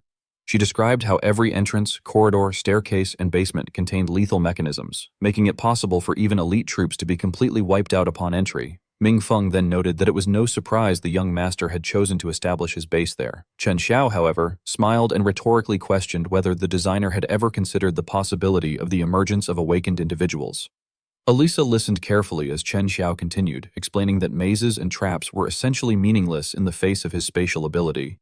He stated that breaking through such defenses was not merely infiltration, but what he considered outright demolition of the entire structure. Preparations for the assault were then made, including the ambush and landing on the private island. On the surveillance monitors, Benjamin observed their arrival and coldly remarked that they had finally come, adding that he could no longer wait for Chen Xiao any longer. The army had set up an ambush around Benjamin's house. Ming Feng ordered everyone to stand by and remain ready. Elisa scanned the surroundings and reported that there were no guards at the main entrance, but she felt something was highly suspicious, noting that it was too quiet and that something was not right. Chen Xiao frowned and remarked that it looked as if they were being treated as guests rather than intruders. They entered the house, which was lavishly decorated. Ming Feng felt a wave of disgust, commenting that the smell inside was truly unbearable. Suddenly, the painting on the wall began to crack, and arrows were immediately fired from within. Startled, Ming Feng shouted for everyone to dodge. Seeing the incoming arrows, Elisa quickly drew her gun and fired forward, successfully breaking the arrows mid-air. Ming Feng took cover behind a pillar with his weapon, while Chen Xiao used a teleportation gate to block the projectiles. Chen Xiao then questioned whether this was supposed to be an inescapable trap, and dismissed the so-called legendary master designer as nothing more than a title. Benjamin smiled and replied that ordinary traps would not work on them, but warned that the real show had not yet begun. His expression then tightened. Since Elisa was familiar with the area, she took the lead and suggested that the young master was likely observing them from somewhere. Ming Feng reflected that even though they knew it was a trap, they had no choice but to continue moving forward. Chen Xiao insisted on going deeper, arguing that if they did not proceed, they would have no chance to kill their target. Together, they explored the rooms and discovered that there appeared to be an entire hidden underground world. Chen Xiao fell silent while looking toward Ming Feng. When Elisa asked what was wrong, Chen Xiao replied that the place was so eerie it made him uncomfortable. Dark energy filled the surroundings. They then saw a screen displaying people engaged in combat. Everyone was shocked at the scene unfolding before them. Elisa admitted it was also her first time seeing something like this, and identified it as the young master's combat records, adding that she never expected them to be so cruel, even though they were described as a system for screening warriors. A woman apologized in pain, saying she had no other choice.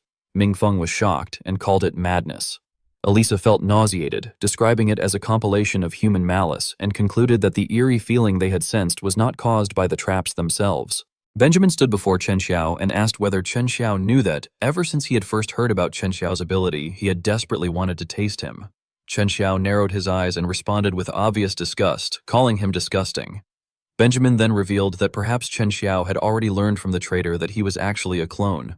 He explained that his body had possessed a defect since birth and that if he did not consume his own kind, his sanity would collapse. However, he declared that today was different and that he no longer needed to maintain his sanity. As he spoke, his body swelled like a balloon, and the muscles in his arms and legs bulged dramatically. He then demanded that Chen Xiao become his food. Chen Xiao and Elisa immediately drew their guns and opened fire simultaneously. However, the bullets had no effect on Benjamin, as his muscles automatically bounced them away.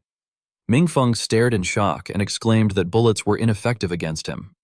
Elisa, frustrated by Benjamin's regenerative body, pointed out that his regeneration speed was far too fast. Ming Feng quickly instructed everyone to concentrate their attacks on Benjamin's head.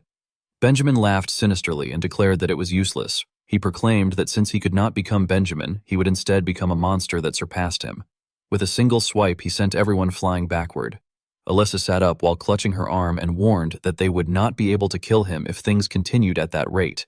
At that moment, Chen Xiao's body became enveloped in a black aura. He observed that the negative emotions in that place were denser than any he had ever absorbed before. Since everyone hated Benjamin so much, he requested that they lend their power to him. Negative emotions rapidly gathered around him. Negative emotions plus 999,999. Chen Xiao's eyes lit up as he gritted his teeth and announced the evolution of his spatial ability into a black hole. A powerful wind surged from the black hole, gradually pulling everything toward it. Ming Feng struggled to maintain his footing and remarked that the gravitational pull was incredibly powerful. Elisa quickly grabbed his hand and urged him to hold on tightly, warning that if they were sucked in, they would be finished. Benjamin suddenly charged forward at astonishing speed, declaring that he would devour Chen Xiao. However, a black hole appeared beside him, and his arm was violently dragged into it. Shocked, Benjamin cried out in disbelief and insisted that he would not die because he possessed infinite regeneration. Watching him being pulled in, Chen Xiao sneered and remarked that it was perfect, because once Benjamin entered the black hole, he would be able to live forever. Benjamin widened his eyes in shock and demanded to know what Chen Xiao meant. Chen Xiao then created another black hole in his hand and explained that inside his black hole, Benjamin would be able to enjoy the loneliness of never being able to die. Terrified, Benjamin screamed in fear before rapidly disappearing into the black hole, desperately protesting as he vanished. Ming Feng stared blankly and asked whether it was finally over. Having expended a tremendous amount of energy during the battle, Chen Xiao panted heavily. He reflected that in his previous life he had been cruelly eaten alive, whereas in this life he had finally achieved his revenge. Yet despite that, he admitted that his heart felt somewhat empty.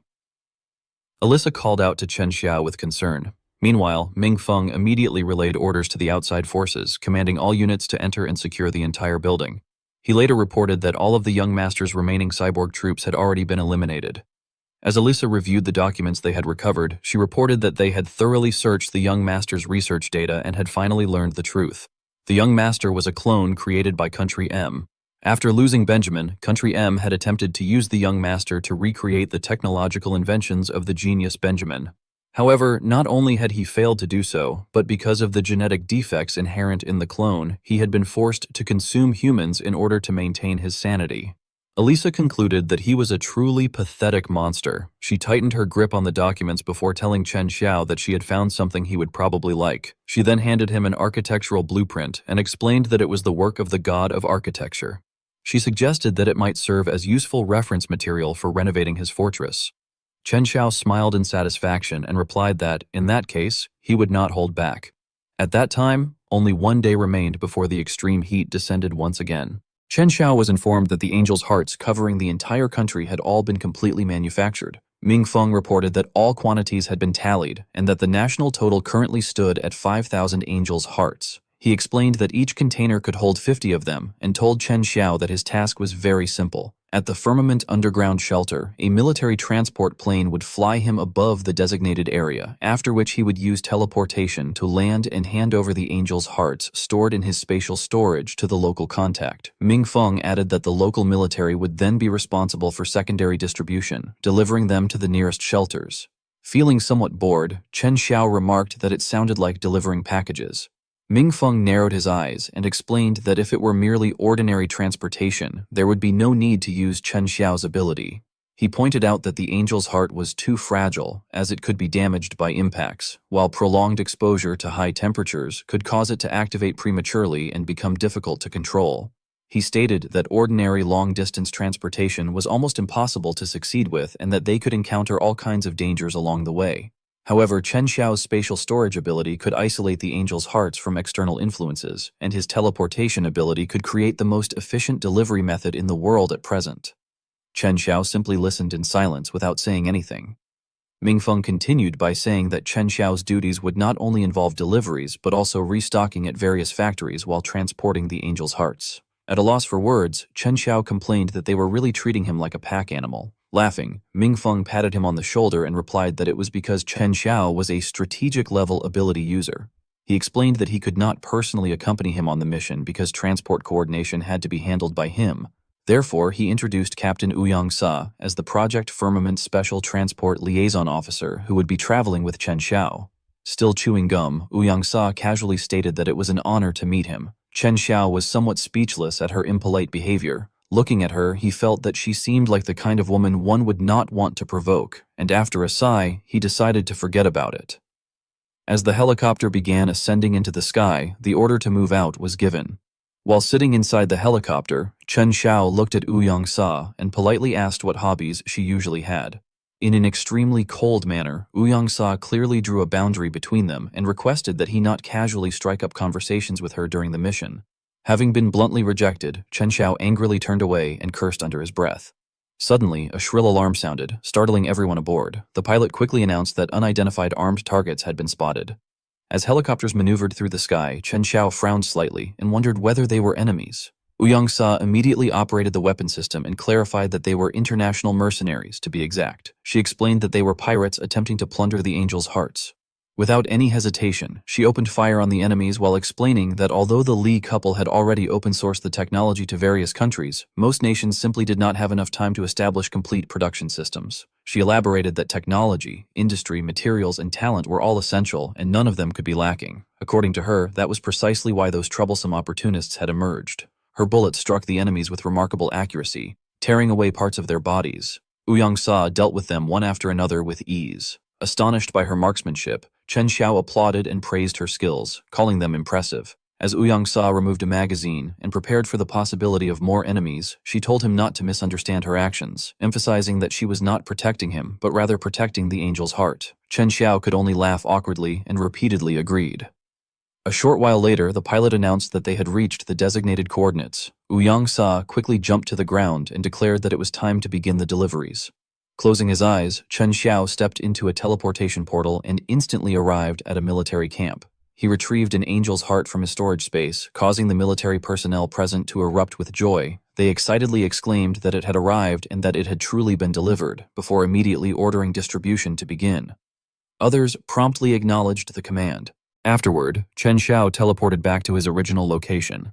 Uyang-sa then reminded him not to get cocky, warning that this was only the beginning. The night before the second wave of extreme heat was due to arrive, the captain ordered his subordinates to confirm the final patrol route before returning to base immediately. He warned that once the extreme heat officially began, the sea area would become extremely dangerous. After hearing the order, every crew member broke into a cold sweat. Suddenly, the red alert siren blared across the ship. A soldier rushed into the command room and urgently reported that an unidentified vessel was approaching at high speed. The captain's face immediately turned pale as he muttered that it could not be happening and wondered why the enemy had chosen such terrible timing. Facing the naval warship was a small boat carrying a single man, Kim Si-woo, Goryo's only S-rank awakened, whose ability, Atomic Cut, allowed him to sever all matter. 5 more people stood behind him. Looking through his binoculars, one of the soldiers exclaimed in shock that it was Goryo's ship and demanded to know how they dared enter Huaxia's territorial waters.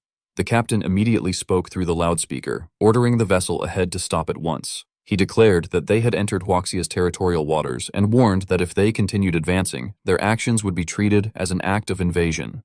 In response, Si-woo merely sneered with contempt as he slowly drew the sword from his waist. The captain's pupils shrank in horror as he realized what was about to happen. Before he could finish shouting a warning, Si-woo swung his sword, unleashing a slash toward the naval vessel. The warship was instantly cut cleanly in half, followed by a massive explosion.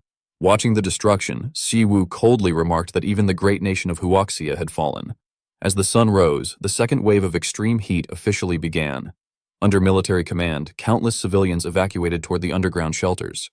Public broadcasts repeatedly instructed all citizens to enter the Firmament underground shelter immediately, warning them not to remain on the surface for extended periods. The announcements also stated that the attackers were a group identifying themselves as Goryo Awakened. Meanwhile, Chen Xiao was traveling together with Uyang-sa. As he calculated their progress, he noted that there were 100 national transportation nodes and that he had already completed deliveries to 10 of them. Even so, 8 hours had already passed. At that moment, Uyang-sa informed him that their next destination was the 11th node. She then frowned in confusion, saying that she could no longer establish contact with the 11th node before announcing that they had already arrived above the target area. Chen Xiao immediately activated his ability and teleported to the ground. The instant he arrived, his pupils contracted in disbelief as he saw that the entire transportation node had been reduced to ruins. Suddenly, a trembling hand slowly rose from the rubble. A heavily wounded soldier recognized Chen Xiao and weakly explained that the location had been attacked by a group claiming to be Goryo Awakened. Unable to believe what he had just heard, Chen Xiao questioned the report in shock. The wounded soldier continued by revealing that the attackers were trying to seize the angel's heart. Helping the injured man to his feet, Chen Xiao immediately asked where they had gone. The soldier explained that the enemy was extremely cunning. Knowing they would be annihilated if they gathered in one place, they had deliberately scattered themselves across the various routes leading toward the underground shelter. After hearing the explanation, Chen Xiao concluded that the situation was troublesome because he had no time to waste dealing with insignificant opponents while his mission remained unfinished. Without warning, someone suddenly crashed to the ground directly in front of him with a heavy thud. The victim's face had been beaten so badly that he was almost unrecognizable. Looking upward, Chen Xiao saw 3 men hovering in the sky, staring down at him with expressions of complete disdain. The helicopter carrying the 2 of them flew across the city's skyline while an external warning system repeatedly broadcast an external high-temperature alert. The cold-emitting stone continued releasing a chilling aura around them, prompting Uyang-sa to remark that the outside temperature was still rising and that the extreme heat was even more severe than they had predicted. Chen Xiao closed his eyes in thought before slowly opening them again, wondering how much longer humanity could endure when it was only the 3rd day of the second wave of extreme heat. Meanwhile, 2 bystanders discussed the latest news, with one saying that the Firmament underground city had opened. The other excitedly asked whether the lottery results had already been released, only to complain in frustration that it still was not their turn. Standing before a mirror, Kimchi gazed at her own reflection and silently questioned whether humanity truly still had a future. At the same time, an announcement stated that, with the assistance of the Ark, the transport routes had temporarily stabilized. On the ground, Won-Hu sent an opponent flying with a single punch. Watching the scene from the helicopter, Uyang-sa observed that the awakened possessed combat efficiency that was actually higher than that of the regular army. Chen Xiao slowly closed his eyes once more, just as an urgent warning announced that a high-speed target was approaching. The incoming enemy was identified as the Goryeo A rank awakened Jung Hae Kong, whose ability was known as Flying Feathers. Laughing arrogantly, he commented that Lord Kim Si-woo was being far too cautious and declared that, rather than guarding the transport routes, it would be better to seize the transport corps directly. With that, he charged straight toward the helicopter. The pilot panicked, exclaiming in disbelief that the man was charging directly at them. Uyang-sa immediately opened fire on him, but Jung Hae Kong effortlessly dodged every bullet while mockingly declaring that ordinary weapons could never hit him before bursting into laughter. Chen Xiao calmly opened his eyes and quietly remarked that the noise was becoming irritating. Suddenly, Jung Hae Kong came to an abrupt halt in confusion. A black vortex appeared before him, gradually expanding until it engulfed him completely. Staring in astonishment, Uyang-sa realized what she was witnessing. Within moments, Jung Hae Kong was effortlessly annihilated. The black vortex slowly closed in midair, leaving Uyang-sa speechless as she could only stare in disbelief. Turning toward Chen Xiao, she realized that he was not merely an awakened like the others. In her mind, she concluded that Chen Xiao existed on an entirely different level from every other awakened, and wondered what kind of monster he truly was. Day 3 of transport. The high temperature continues to worsen. Chen Xiao wandered around the room, his gaze sweeping over everything before noticing the displayed figure. Slightly surprised, he wondered why it was only at 40%.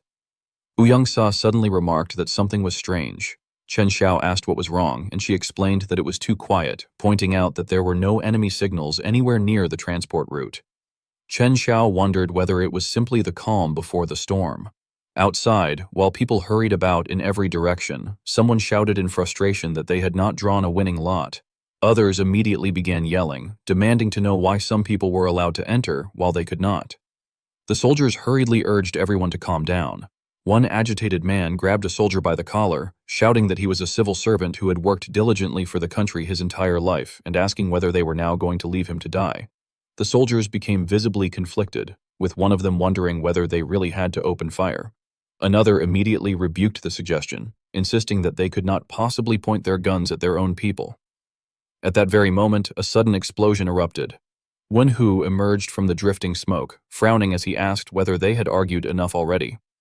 He then ordered everyone to line up obediently and warned that if anyone who had failed to draw a winning lot dared to force their way inside, they should not blame him for blasting them to ashes.